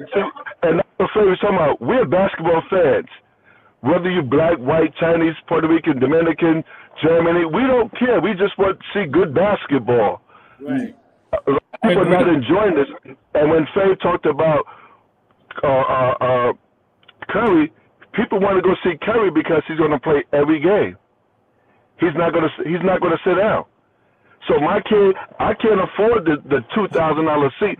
But when I'm a working man like all of us, a blue collar man, and I'm buying seats that's cost $200 a piece, and you're not playing, I'm a little disappointed. Yes, I know I'm supposed to root for the team, but my son want to see you. Thanks, yeah. You know, so it's a little hard sometimes for parents to deal with that all the time. Yes, we know we get sick days, personal days, leaves off and all that. But listen here, put your leaves in ahead of time like we have to do. If we want a vacation, I must give it to my superior 2 weeks ahead of time. Thanks. Put it on the chalkboard. You know. Mm-hmm. What do you think about? I was talking about how there's some good basketball we got now, and how like the media like. They make enough stories to distract and keep our eyes on somebody else who's not in the playoffs. Like, what you think about that? Well, people want to see the superstar. People are unhappy. See, we have to go back. First of all, the NBA wanted, and I just said this a little while ago, Lakers and Boston. Yep. And Celtics, right? Because somebody's going to break the record. and that's going to be TV at its best. At its best. Brady's going to go out the ceiling for that. People wanted to see that. So now people want to see LeBron. We all want to see LeBron. He puts on a good show. We all want to see Kerry puts on a good show. So when those two teams don't make it, now we're looking at quote-unquote basic basketball, which we all like. You know, you're not going to see all the flashy stuff with a Kyrie or with a LeBron dunking here or somebody going crazy. Yeah. So we're not seeing that. So, again, I love it. I love it for those two organizations, Denver and Miami. I'm hoping Denver win for the first time in their history. It'll be good for basketball, but also good for Miami, too, letting kids know just because you wasn't selected first or the top 32 doesn't mean you don't have a chance to be in the team. Right. Everybody has a chance. And I remember I was having a conversation about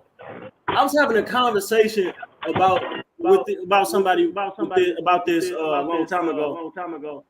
It was other people's prospect to break the all-time scoring record. And I was just talking about everybody have a chance, but I was talking about the likeliness. I was talking about you could bring up a KD or maybe a Steph, but everybody got a chance, like you were saying. Yeah. What I like about this so much, man, that we put so much positive energy into this, man. You know, we don't have no stats in front of us. We're not going home I'm not going home doing no research or anything. I'm going to my memory bank what I know about basketball. We're not Stephen A. Smith, who got the chalkboard there, Perkins, who got everybody in the whole room working for them. We're going on pure knowledge of what we know and our love for the game. Facts, man. Facts. Yeah. But I get what you're saying about the business point and how they wanted to see the Lakers and the Celtics. But at the same time, if you wanna draw in a new or even more of the same audience, wouldn't you think like, hey, we got Miami and we got Denver in the finals. Let's say let's market how good Miami been. They've been in 6 finals since like 2010. Let's market that the Nuggets are the last ABA team to make an NBA Finals. This is their first NBA Finals. Let's market that. Let's market that Carmelo Anthony, who just retired, was a Nugget. Let's market Alex English. Let's market David Thompson. Let's market the older players from there. Like, that just don't make sense to me. Like, you have all these players. Why are you marketing an aging player? That makes no sense. That's the same shit with like, sorry for cursing. That's the same stuff with like Hulk Hogan in 1999. Like, he old. Like, why we keep talking? Did you mute me? Can you hear? No, I'm sorry. I muted myself. Yeah, that's like Hulk Hogan in 1999 when you got Stone Cold Steve Austin in WWE. Like, why are we talking about this old dude, this old man? What year is this? 99. Hogan in 99 is like 40 something. Yeah, that's very disrespectful. Hulk Hogan needs to be respected at that level because he's no longer respected as far as a human being. I heard what you said on the tape, Hulk Hogan. That was one of the most devastating moments of my adult life. To hear you say what you said on that tape, Hulkamania. You ruined it. You ruined everything about you. But 1999, when he went with NWO, he's still Hulkamania rage, man. He still sells them tickets. But if you compare it to your, hey, hold on, but that's a how you say you contradicted yourself because you want them to promote Carmelo Anthony and all the other older guys as well. So you don't want to promote the aging current guy. Promote it in the context of the team. Like, this is the team that made them. Let's promote the history of the team type thing. So you want the aging guy there that's no longer playing to be promoted? No, just the history of the game so people can learn more, and then you can start they forcing people to like they can from what they are they can make people do their own research, then they can choose who they like from there. They are forcing people what to like. But that's marketing. That's yeah, that is marketing. Yeah. When you sit down, you can do better marketing by allowing people to choose what they like. So I think you got to, when you sit down with the NBA guys and they have different departments, the marketing guys, the first thing they're gonna ask is, what is the bottom line to that? Like, how does that make money? How was the return on that? Yeah. Because to promote, I see the Carmelo Anthony angle, especially he's still a star. He's still his son is coming up in the league. His wife or his ex-wife is there. This is all marketable. Like, even if it's third party, below the under the table kind of marketing, Lala Anthony being on a show still, like, you can still kind of promote that in a way. So they're all celebrities. So, but I think the bottom line is, who is the person you're talking about that's aging? You said LeBron. They were. LeBron made the conference finals, bro, and he's in LA.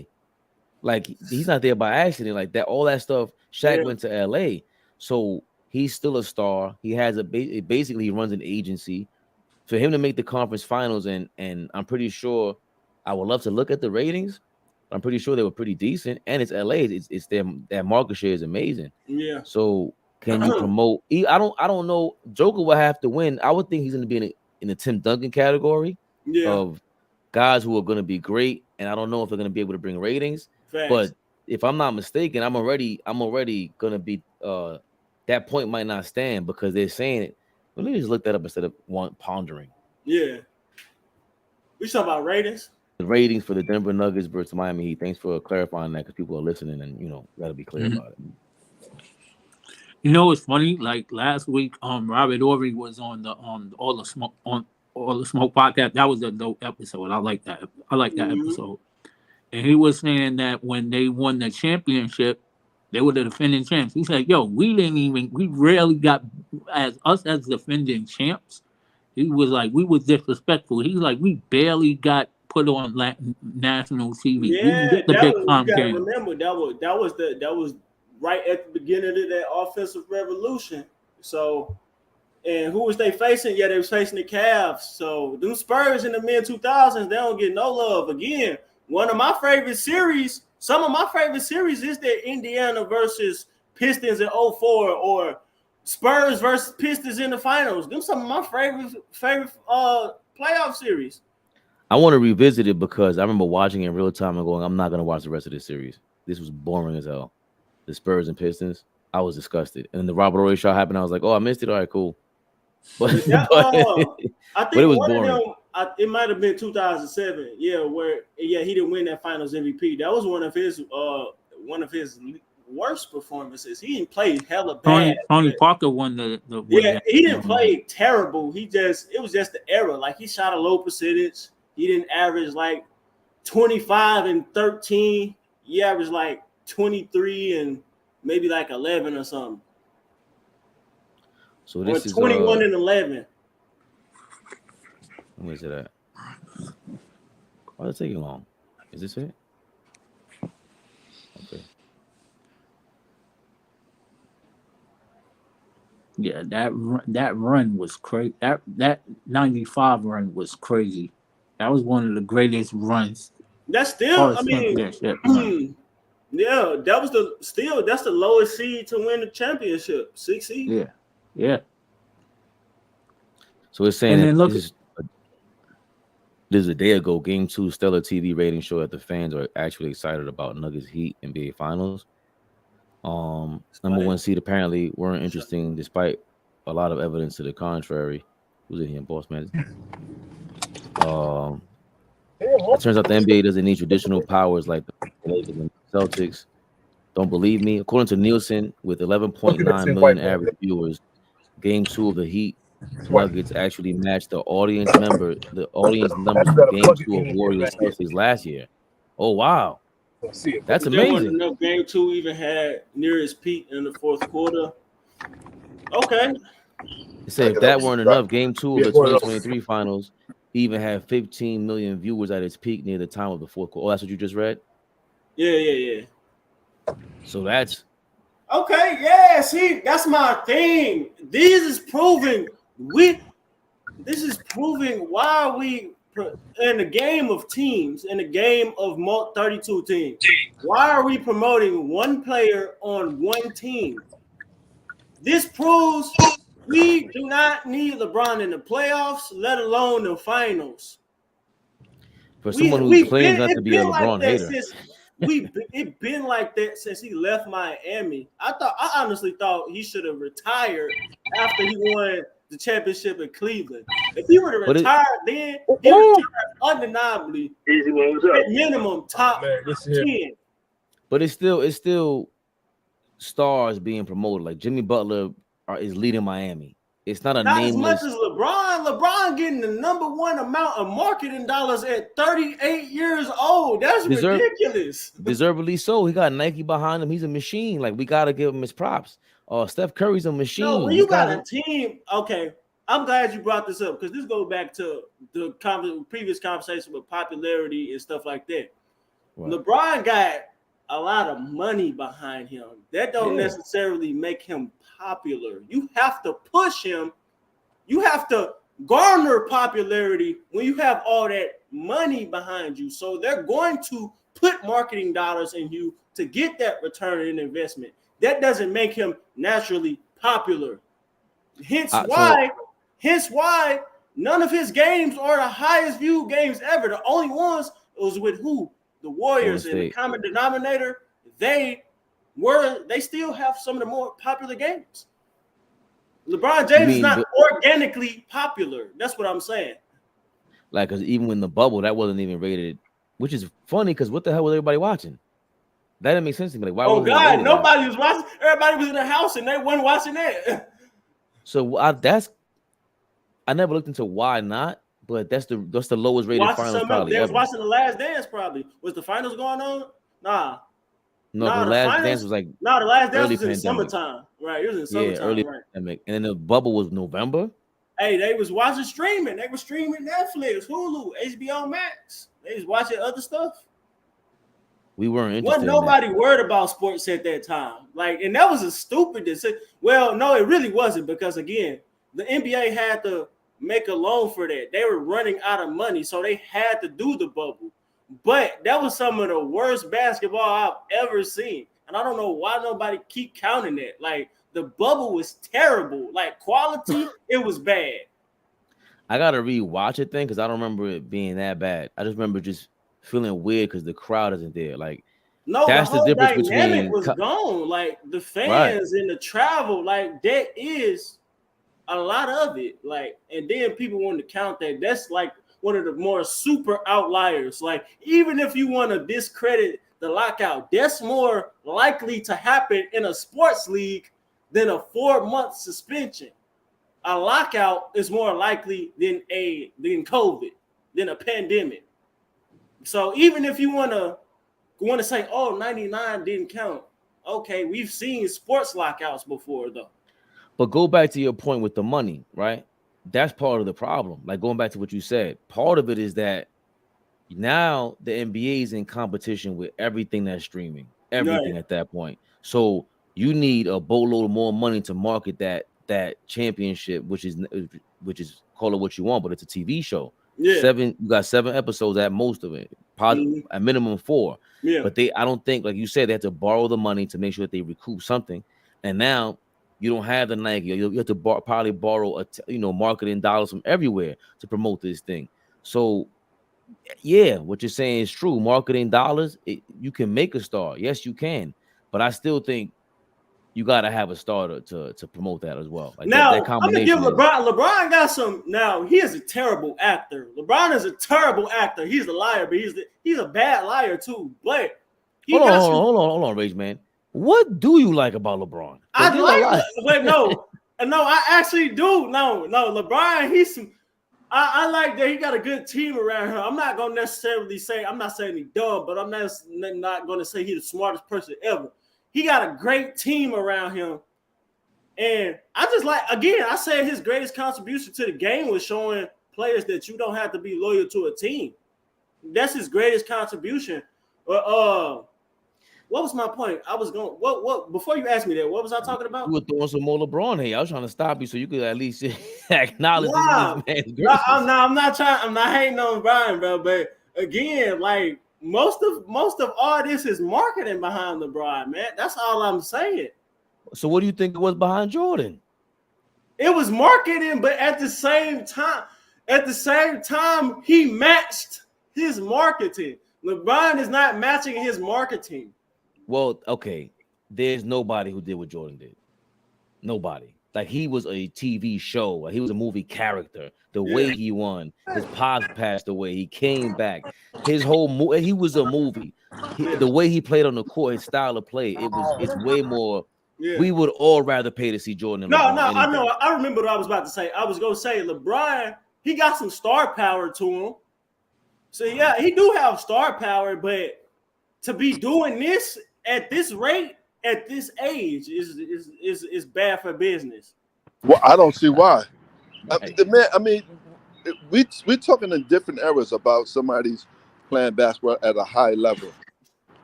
He's been doing it all of his life. What is wrong with somebody playing basketball when they're 40 years old? I'm not mad that he's playing. I'm mad that he's still getting prioritized as if he's the best, and he's clearly not.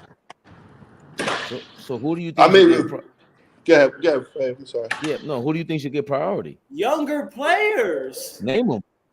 Oh God. Giannis, Steph been. Hold on. 2015. Hold on. Let's go back. Hold on, Ray. I was mute before, and hello, ladies, and you talked about what you're welcome. You talked about why they don't talk about these other players. They don't highlight these other players. Now you talk about this to be younger players. Which one is it now? You can't have it both ways. No, I'm saying wait. No, that's what you said. I already answered that. I'm saying, won't you mention some of the history a little bit so you can give the fan a chance to learn something else so they can decide what they like, so they can have more options. That's what I'm saying.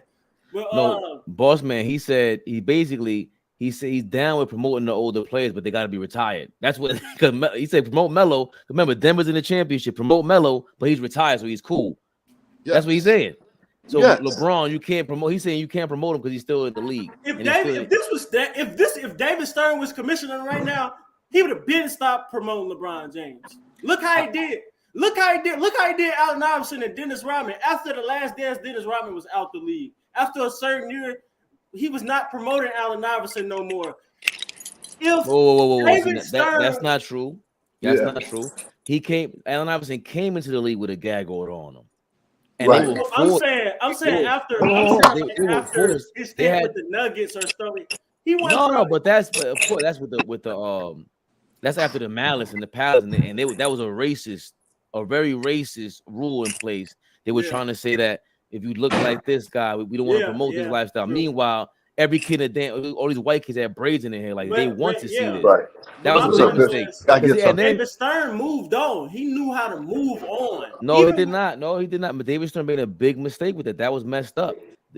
Even Tim Duncan and Steve, the biggest proponents of those rules was Tim Duncan and Steve Nash. Just say to be announced. The people who look like how can you say, like surfers? Yeah, they look crazy. They just wear baggy jeans on. Yeah. Fabian and I watched the older great video. Which one? It aged so badly. He said it with his chest. Who's older great? Older great. We met him on Twitter. He's a hilarious dude. He's from Massachusetts. I think he's talking about the one with Denver. Oh right, yeah. Older great. Shout out to him. He came on the live last night. He was complaining. He said, "Yo, it's after game 3. Y'all talking about the Knicks, the 90s Knicks chat. Nobody cares about Carmelo Anthony." But he came in there, gave his take, but he has a video with Dime Dropper where he's going crazy on Joker. He was overrated, all that passing. He said Bill Cartwright could pass like Joker. Yeah, he wild. Older great went crazy, and he posted it like a week ago. Damn. That takes some ball. I would clip that up and just post it. He would go viral. I gotta tell him that. Yeah, he should do that. Hell yeah, I would embarrass myself like that. All right, I wouldn't mind being wrong. Exactly. Told me. That's what happened with me with the Heat. I said we're gonna beat them in 5. I was dead wrong, but we didn't go. I was hoping we go viral. Yeah. I don't mind getting embarrassed. Give me 1 million followers. I mean, not too embarrassing. But what were we saying? Boss man said he wanted to remind us of something. No, he was asking me about like mentioning older players. Right. I was saying that I went to the All-Star game, 2 of them. One in Washington and one in Philadelphia. I saw Iverson and what's her name? And Stephon do their thing. Snap, come back, all the way back. Yep. Saw the whole thing. Both of them. I met a lot of people there. That when they had the WNBA, when the WNBA was starting off, all girls and all beautiful girls. Mm-hmm. I saw all Dominique Wilkins, all of them, Gervin, all of them, Dr. J, all of them. They was all there. Yeah. So they do promote them at those places. They sign autographs like crazy all day long. At the venue, but I'm talking about on television. I'm talking about on. That's where people see Some people, but you only got. Hold on a second, see that physically. But I'm talking about on television. But they do announce some of the games. Del Curry's still announcing games. These guys are still announcing games. Some of them announcing games. Some of them are assistant coaches.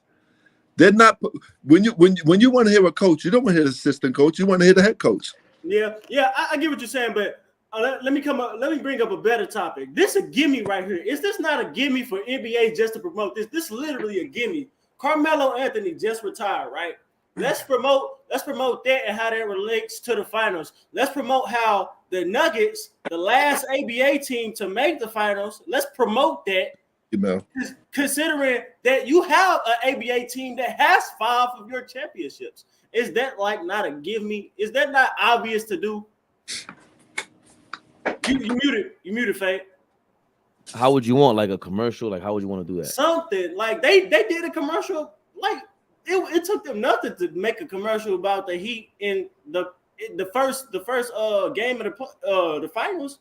Just do something like that. Say, hey, this a very successful franchise. Made 6 finals since 2010. This ABA team made their first finals. They could have did something as simple as that.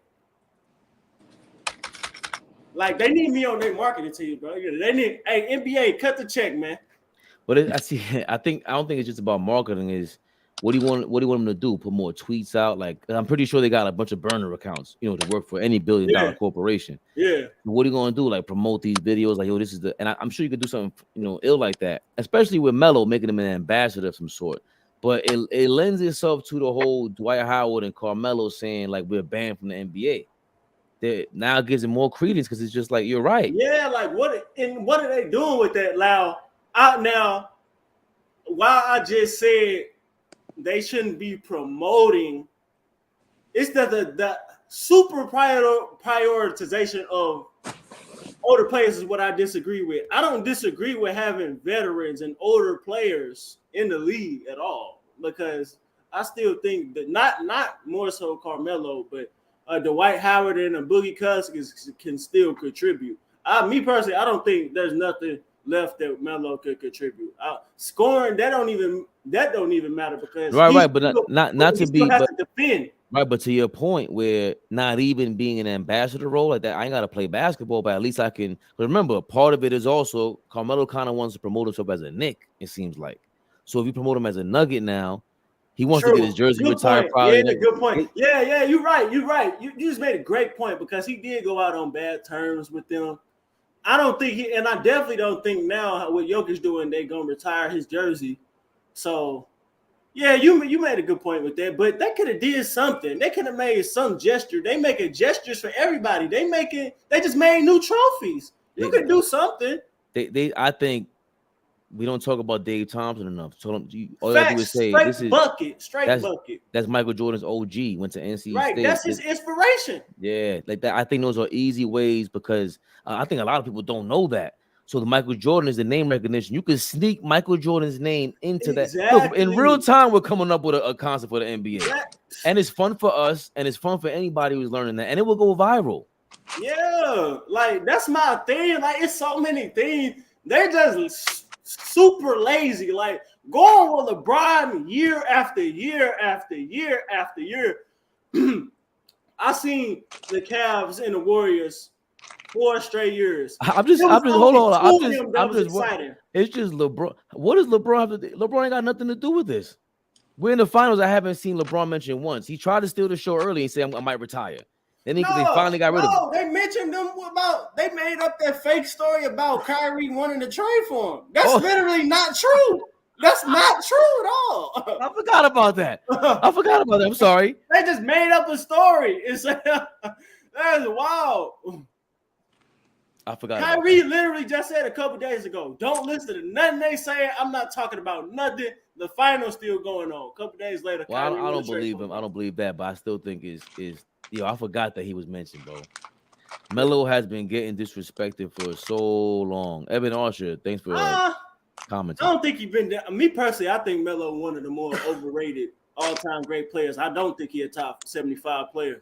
I don't think he would be disrespected. I think he rightfully rated. I don't think he overrated at all. I don't think he underrated at all. I think he rightfully rated.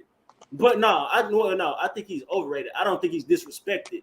He's not top 75 at all. I think because you would say he's I overrated. think it's the draft class he came in is what make him top 75. I think it's his associations make him top 75. He not but it also hurt him too. It kind of hurt Carmelo Anthony being, when you look at it now, it kind of hurt him being in that class because of the even Chris Bosh got a better career because of Dwayne Wade. Because of Dwayne Wade and LeBron. I don't know if Chris Bosh. I don't know if Chris Bosh got a better career than Carmelo. His career was cut short. Well, yeah, you're right. You're right. Well, no, he can say he is closer to saying he maxed out than Carmelo. Can Carmelo say he maxed out? Okay, I'll give you that, but he's still top 10 in scoring. Yeah, you're right. You're right. That's major. Like, yeah, you're right. You're right. And I remember Chris Bosh was a stretch. Chris Bosh was a reach. I'm a big Melo critic, but me and Bossman always go back to that. Who accepted the role of playing in New York? Yeah, he didn't max out his potential. I say whatever you want about that, but he's still top 10 in scoring. End up doing that? Nah, it's kind of crazy. It's kind of crazy. So top I think 75 though. No, I don't think top 75. That's not valid. I think Alex English is a better player than him. Small forward and a nugget. And the leading scorer of the 80s. That's not talked about. Like all that stuff should be revisited. Like Melo, you could do an ill flashback of Melo with Alex English and then going back to Dave Thompson and stuff like that. Thanks. Yeah, I fully agree with that. Rage Man, we got to come up with maybe we should do our own joint. Yeah. Do some videos with Dave Thompson. Do like a Nuggets reel.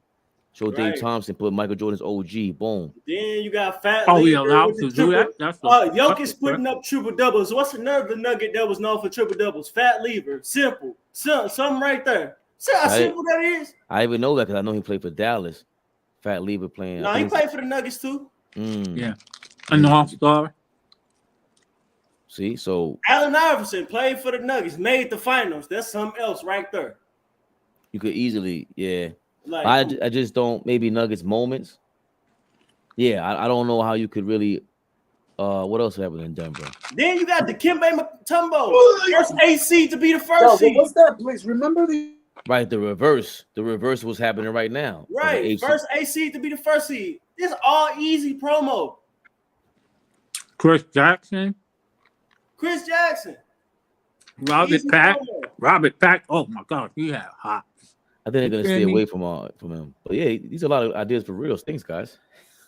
Thanks, Rage Man. I'm about to do all this shit. We said Mutombo, Chris Jackson. Who else played for the Nuggets? You know who was nice, but his career got cut short, and I liked watching him in college a little bit. Alfonso Ellis. He was nice. Alfonso Ellis, yeah. Ooh, he was. Remember, nice. Ken Fareed, the Manimal. Thank you. You're welcome. He from Jersey too. From the tri-state area.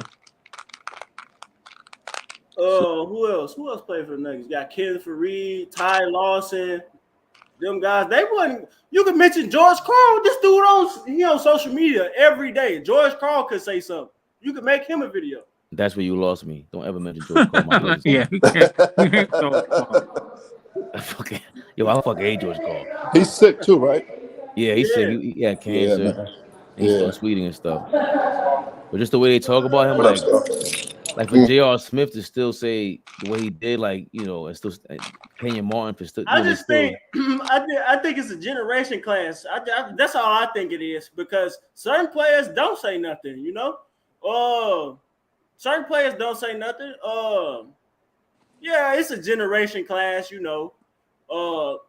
He played for a long time. I mean, he coached for a long time. Look at the generations. You got the Jordan generation, then you got that Iverson generation, then you got that generation after Iverson, the J.R. Smith. So, but yo, I did not know. I did not know because I was going back into, I like to watch like old clips and old interviews. I didn't know that George Karl was the big reason why he made Chris Mullin go to rehab when he was coaching him in Golden State. I did not know that.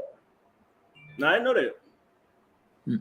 He went to rehab because he was drinking every day. I know, but I heard George Karl. Yeah, I heard he was doing that around my way when he was playing pickup ball. No, they could have. Well, he is sick, so I don't know how that would have came off on the commercial, but they could have did a voiceover with him talking about the Nuggets history. I see him on Instagram talking about ABA history and the Nuggets. He's basically promoting the finals from his own perspective. Yes.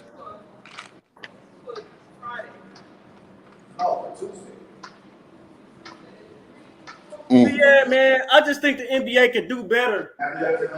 They can make they missing so much more money. They just going with the status. They're getting high in my fucking building that I lived in. But they are doing better. They hire their own players. They hire the coaches, coaches that were just finished retiring. They put them in classes to speak to different people.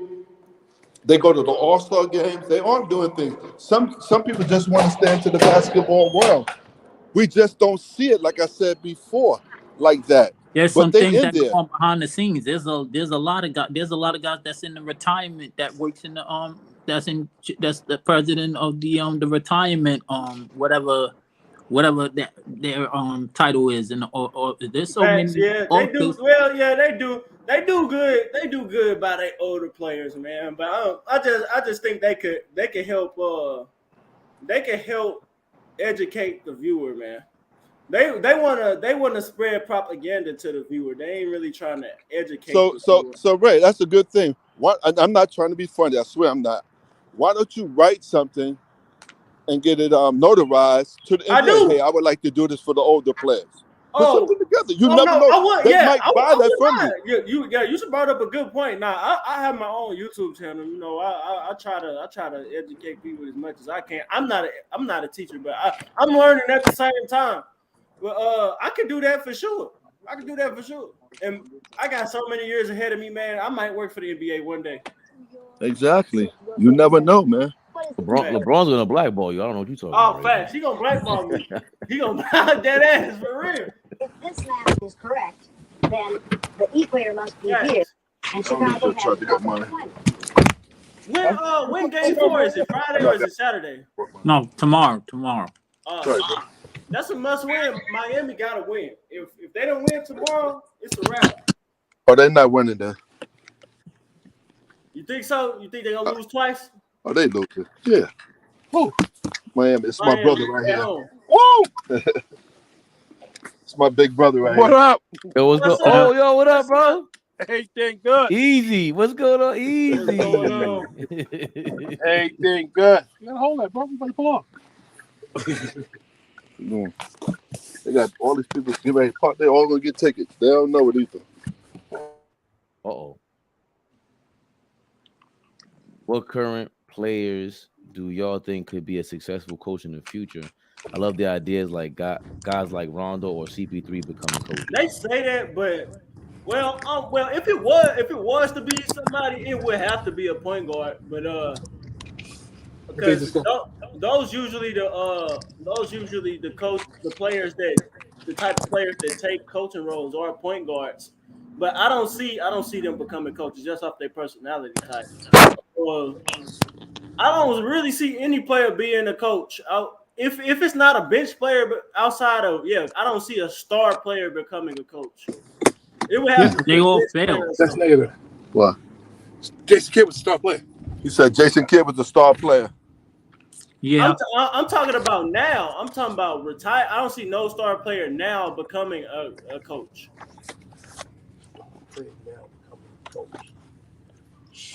And if it was, it would be a point guard.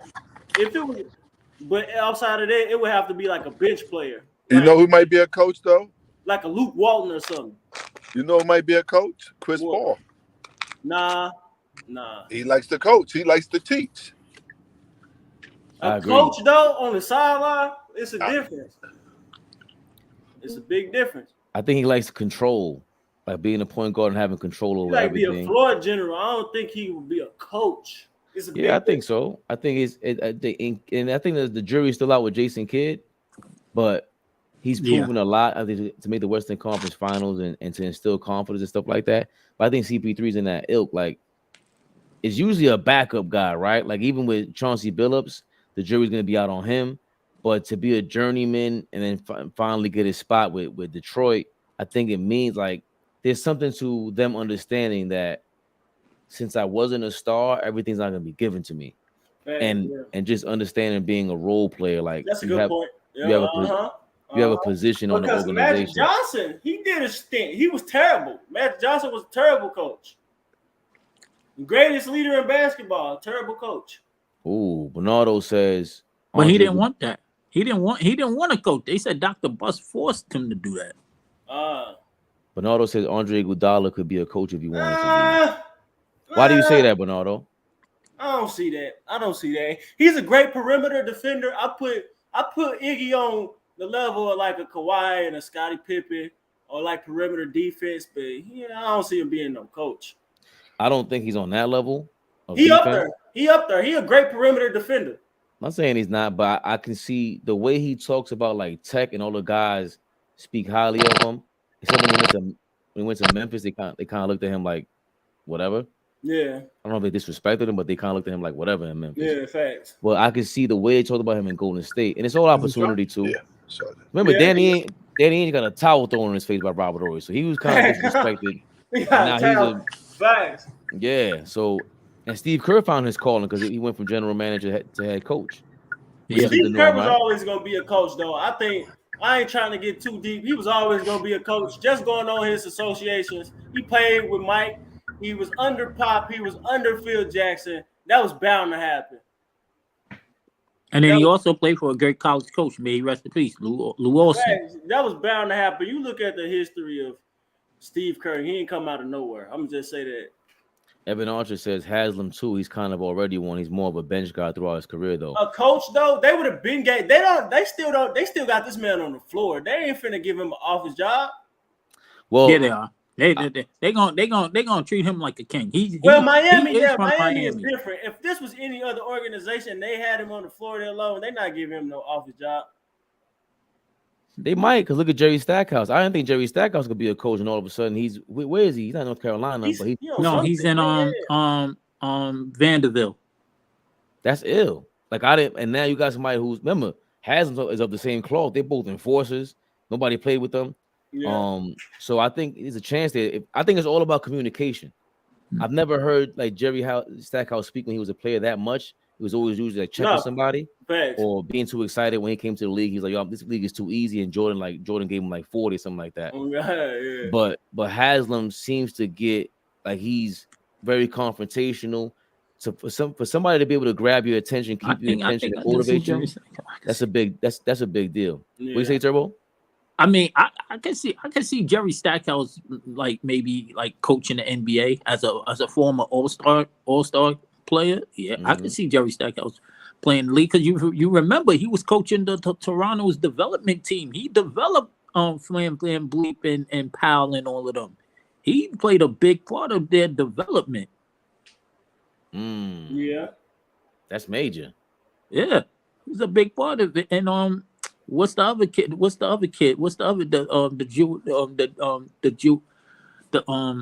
African kid. Damn. Masai Ujiri?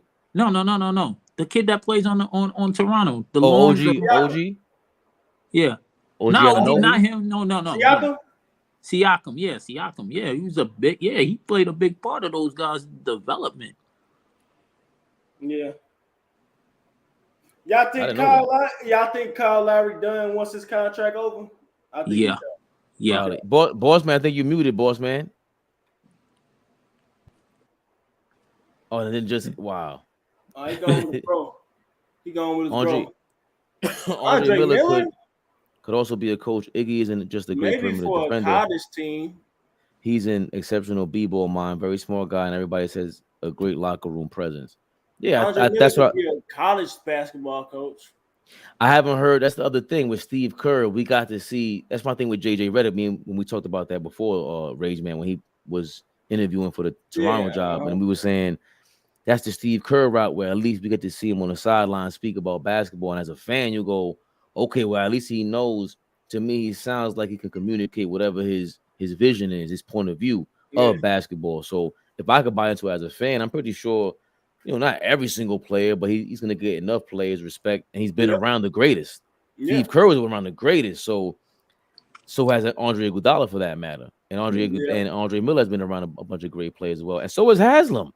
Yeah, Haslam's been around the greatest players of all time. Facts. Yeah, and Shaq, and D Wade, Alonzo Mourning, like we talked about before. So that got a factor, especially when you're gonna have to learn how to deal with players like that.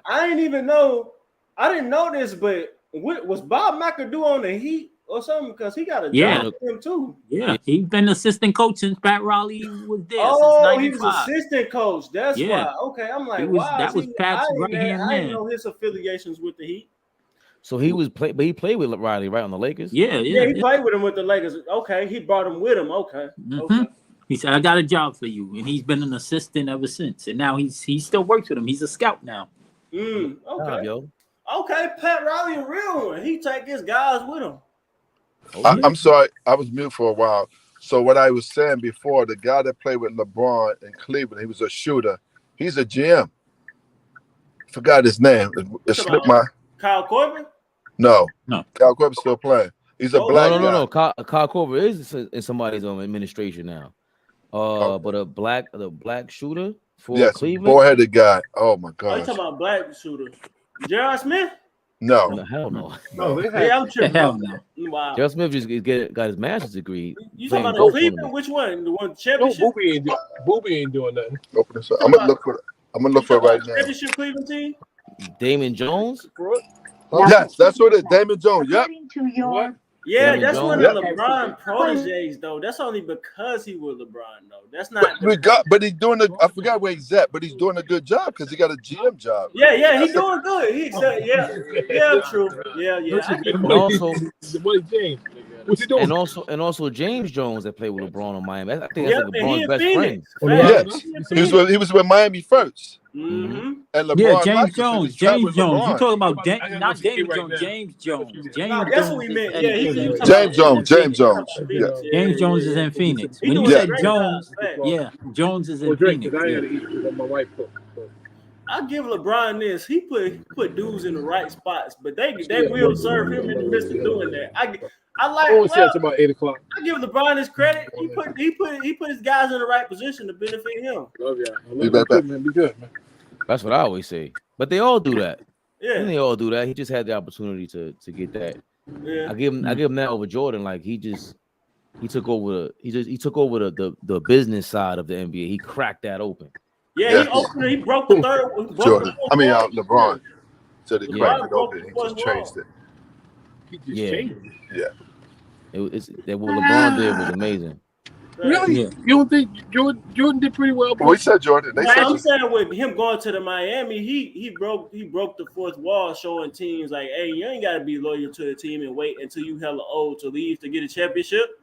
Oh yeah. Right, you ain't got to be loyal to the organization because they're not loyal to you. Right.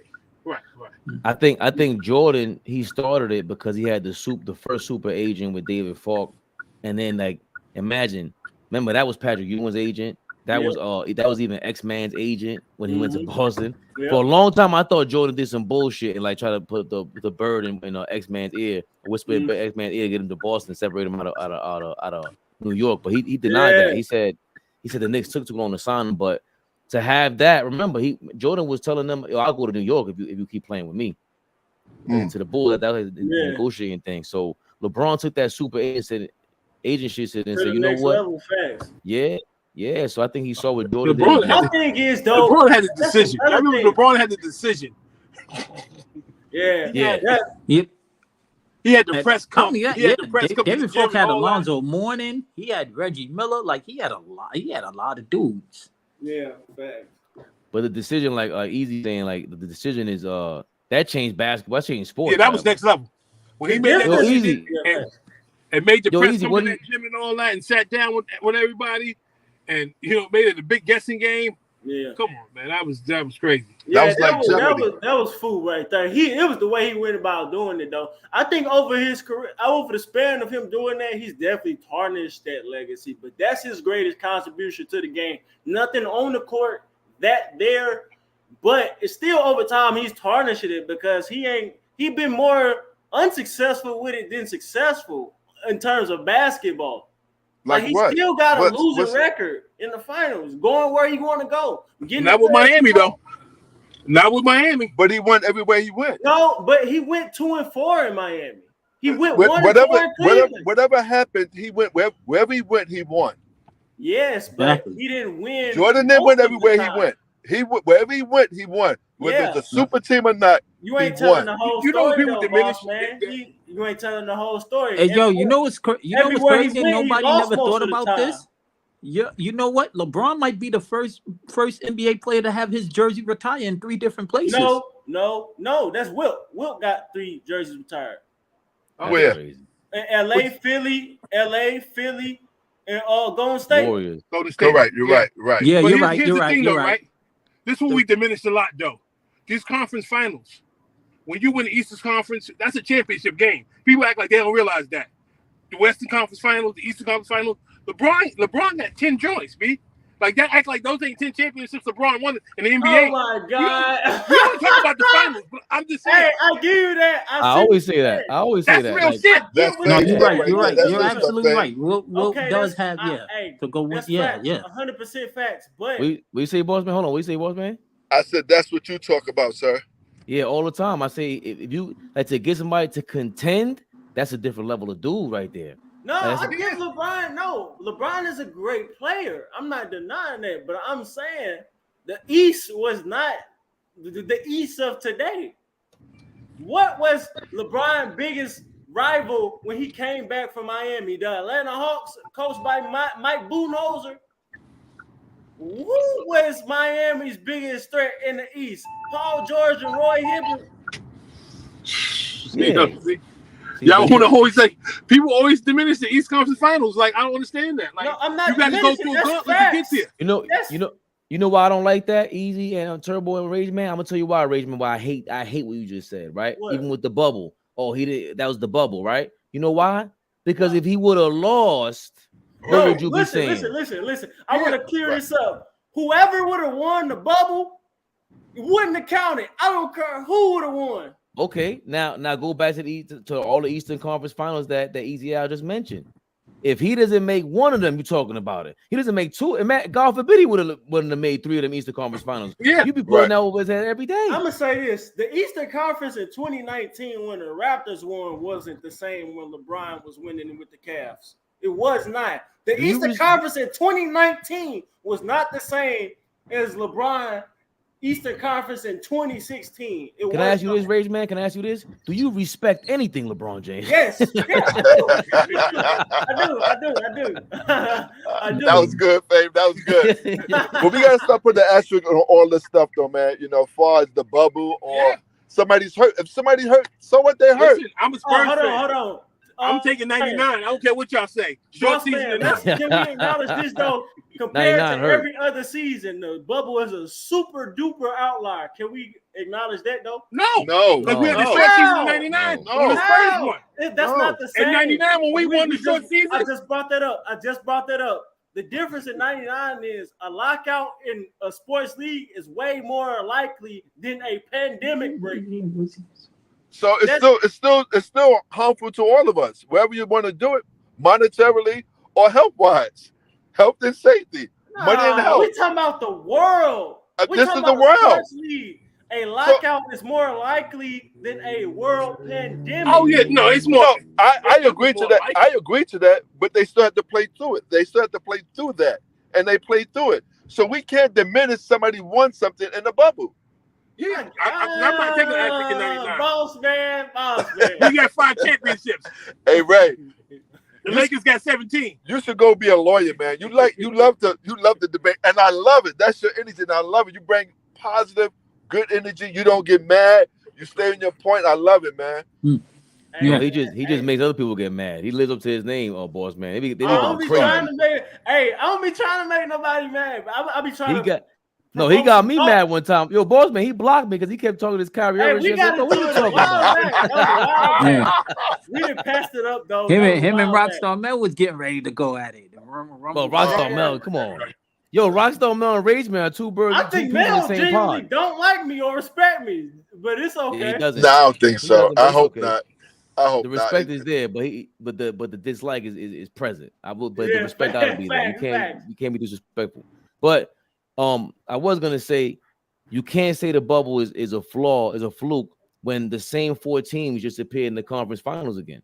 On each side, the Nuggets, the Lakers, the Heat, and the Celtics did it all over again. So, that doesn't prove that it was a fraud. Yeah. Say that again, Term. You can't then for people to say that the bubble was a fraud, and then you had 4 teams that were in the conference finals made it 3 years later back to the conference line when the real seat when it was 82 games. Like you can't really deny it. Wow, Mel just hopped in. Look at him laughing. You know what we said.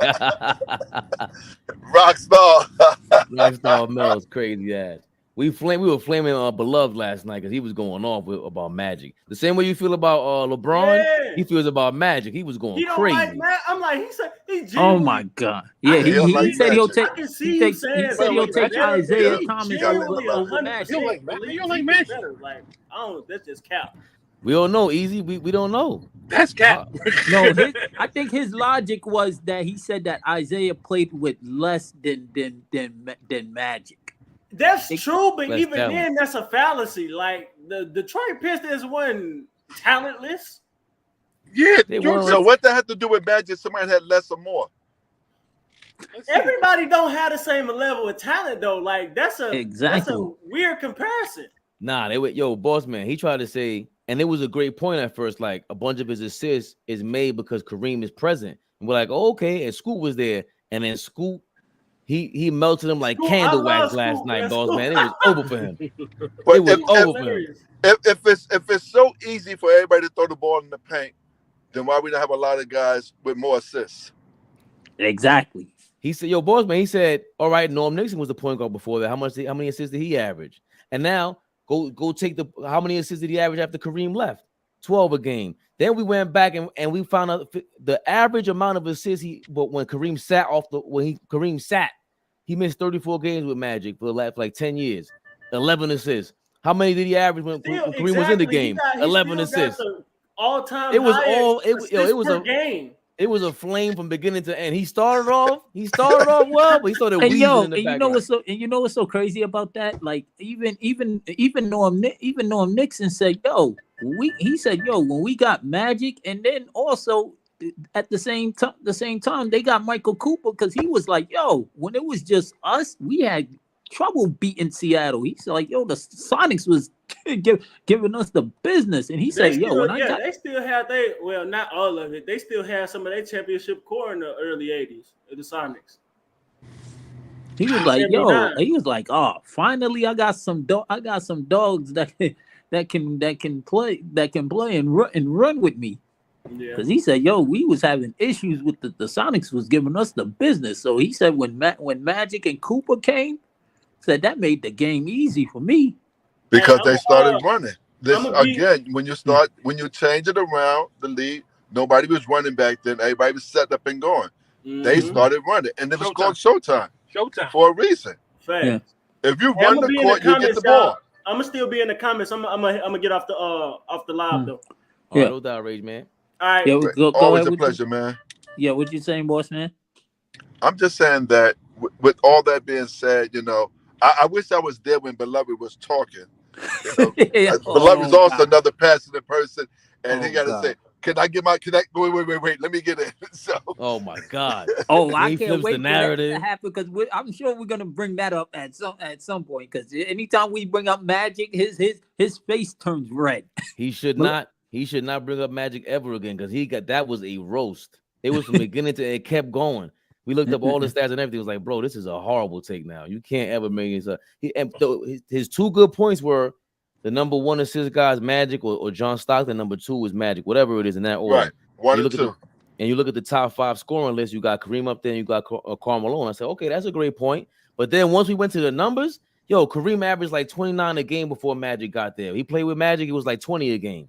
So he wasn't even scoring that much with Magic. It was just like we went through everything. And Scoop, excuse me, shout out to Scoop. He broke it down. He broke it down all the way. It was great.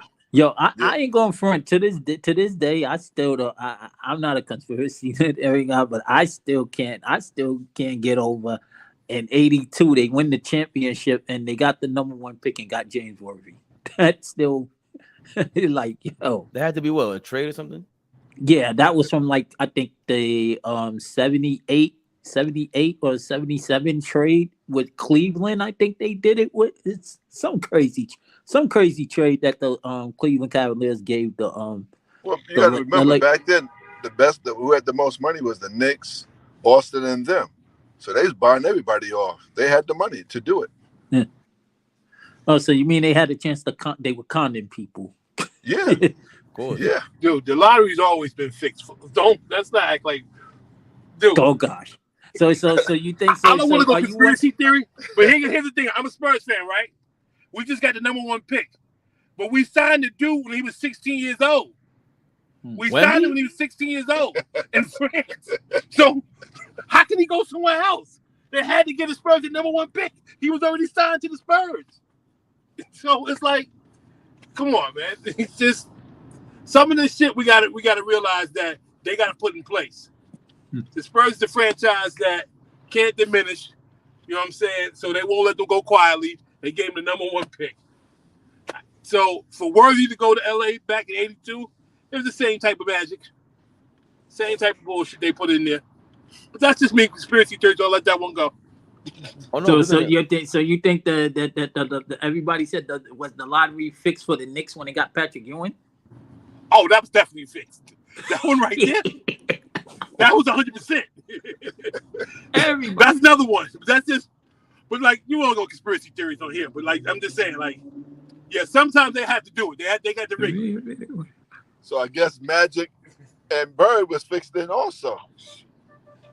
But Bird was drafted the year before. Remember, he had 5 years of college. We talked about that. Yes. I would think so. I would, especially to have one on the East Coast, one on the West Coast. I would think they saw that beforehand. Especially when you have an NBA merger with the ABA merger, you got to make sure that the money's there. And the NBA was diminishing around that time. Yeah. They needed that firepower. Dude, East Coast, West Coast, it was just perfect. Dr. J saved basketball. Dr. J saved both leagues. Yeah. Oh yeah. Yeah. No question about it. It's not talked about enough. Yeah. Yo, we need Easy out back on. Yo, Easy, I ain't forget about you, dog. We're gonna start our gambling thing soon, man. Oh, okay. I'll be here. Yeah, because we need Uncle Ice with his crazy ass. We're gonna have some crazy plus minus the spreads or whatever it is. Because I don't understand everything, but just to be sitting there asking questions and be curious, it'll really be all ball TV. Listen, I'm not really for the gambling. I do a lot of fantasy, basketball, football. You know, I do a lot of fantasy sports. I don't really do the gambling part. You can leave that to Ice. No, of course, but gambling. I don't promote gambling. That's the okay. I'm sorry if I'm a professional gambler, but I play cards. Dice. So we're gonna marry the two philosophies from both brothers and get the basketball fantasy going and the gambling, the cards going, because we need that on here because people really they gravitate towards that. There you go, man. I'm gonna get going though. It's time for me to go on daddy duty. Yes, sir. Rockstar Mel, thanks for jumping in the comments, brother. Yeah. Yes. You guys been good, man. But Fame, we definitely got to do the overachiever list, because then you and Fame was talking about that, the overachiever list. Who? The overachiever as far as NBA players, when we're talking about guys that overachieve or not accomplishing what you thought that it was. Yeah, you said me and somebody else was talking about you it. You and Fabe was talking about it. I am Fabe. Not Fabe. I meant Ball? Flea. Yeah, Flea. Yeah. You and Flea. Flea. And then, you know what I meant. Hey man, I'm turning 40 next week, man. Next Thursday, man. You know what I'm saying? I'm gonna yeah. Bookie God be hitting. Flea. And it was something they said last night. Was there? Oh, I think it was some other Joker. Was there another? Were you on? Was there another player that you can ever remember as a big man that was this great offensively, but that bad defensively? Real quick. We say Shaq. I was on there, and Boss Man was looking at me like I was crazy, like my ears was on fire. Yo, Evan Archer says my bad. Yeah, y'all, because his presence was a little bit different. He just wasn't. I think Joker plays smarter, like Rockstar Mel hit it on the nose. Yeah, that's what he was saying. Way. Yeah, and I said Shaq. I said Shaq. Joker plays Matador defense but he said he plays smart. He plays smart because he does play defense. I think when we say cats playing defense, we look at guys that just lock you down. I think there's different levels to defense. Skip overachiever. Rockstar Mel, who the hell do you think you are? You are underachieving today, Rockstar man. Why you in the comments, bro? You usually start shit over here on live. Probably on the flight. Evan Archer, I appreciate you. He said, y'all are fire. I'm spreading the word. It's the first time I've seen him commenting on here. So I truly appreciate you, bro, because y'all make this thing go. You know, like I always say, Turbo's always jumping on Rockstar Mel. I joke around with him all the time, but that shit is doing this thing by yourself is crazy. If you're here talking to a camera, I feel like a loser. I feel like I feel the same damn way. And then is anyone reacting? Do I get? Because I need, I'm more. I can't. Colin Cowherd does a great job of just talking by himself in the room. Yeah. Certain people are built to do that. I need some company because I do like to talk, but I don't like to gossip. That's not my thing. Not my thing. Well, I think this is all basketball gossip. We got no. I'm just talking on a regular. Like the rumors, like all the crazy. I don't mind talking about what's hot and trending at time to time. I mean, I do have my opinion, and I don't get too deep and too drastic about it like everybody else. I have a different approach to it, you know. But no, that was a Why am I a loser, man? What's wrong with you? But that was what you and Flea was saying when y'all was talking about Jeff Green and Tim Thomas, and I was like, wow. And then y'all was like, yo, towards the end, like, yo, we gotta do like, the guys that were overachievers. Because we gotta do an underachiever list, top 10 underachievers. That's what I said. Yeah. Cats that were nice, that they were good, but you expected more out of them. Like when they came out of college, when Shaq came out of college, what was about to go down. They're gonna hate me when I got LeBron and Shaq top 5. Oh God. 4 rings, he's underachiever. Like yeah, Lamar, your man was soft. Like Lamar, like I love Lamar, but I think Lamar could have been better than what he showed. I want to, as of right now, I think Josh Smith is my number 1 contender for that. He's the number 1 or underachiever of all time. Like, I think he should have been the best player in the game. I agree with that. He's up there. There's a few. I have a list too. Maybe not as crazy as y'all. I don't know where we're gonna go, but oh my gosh, we probably gonna get fired. The crazy list gotta be that's the like you said, the clickbait one is LeBron number 2 and Shaq number 1. That's the clickbait one. Have Shaq put it on TNT like fuck this channel. Like, yeah, Shaq, thanks. Thanks for the promo, Shaq. Me overachiever. You underachieving, banging. What's her name right now? What's wrong with you, Shaq? 80 years old. Shaq about to get a heart attack. If you really think about it, if you close your eyes and think about it, Shaq could have been the all-time leading scorer in the NBA. Shaq was supposed to be the best player ever. Yo, he missed 5,000 free throws, bro. That's crazy. And he was number 4. He was number 4 on the all-time scoring list. That's not by accident. I think there's something too. That's the other thing too. Real quick, I always say this, and Dime Drop, but he kind of understood me. It's something different being Iverson and being Shaq than being Kobe. Like Kobe's not as socially. Like Shaq is a big. He's not. That's not common. He's 7 feet, gentle giant. People really like the giant. They're usually scared of the giant. Will Chamberlain was the first guy to really go through all that. Like Bill Russell, he was hated in his town, so he couldn't go out. Will Chamberlain was loved everywhere. I mean, I really think he was gambling on games. I'm gonna spread the conspiracy even further. He had a spot in Harlem. You can't tell me he didn't know about no numbers and no books. You kidding me? So I think being in a nightlife like that, it takes a certain type of personality to be you're going out and people showing you that kind of love. Yes, Will Chamberlain was an underachiever, Mel, but I also think he was fixing games.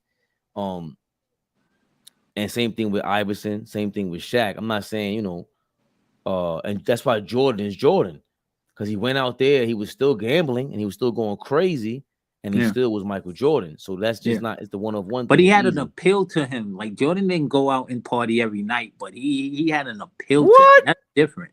He was also a gambler, so it was different. So his vice was gambling.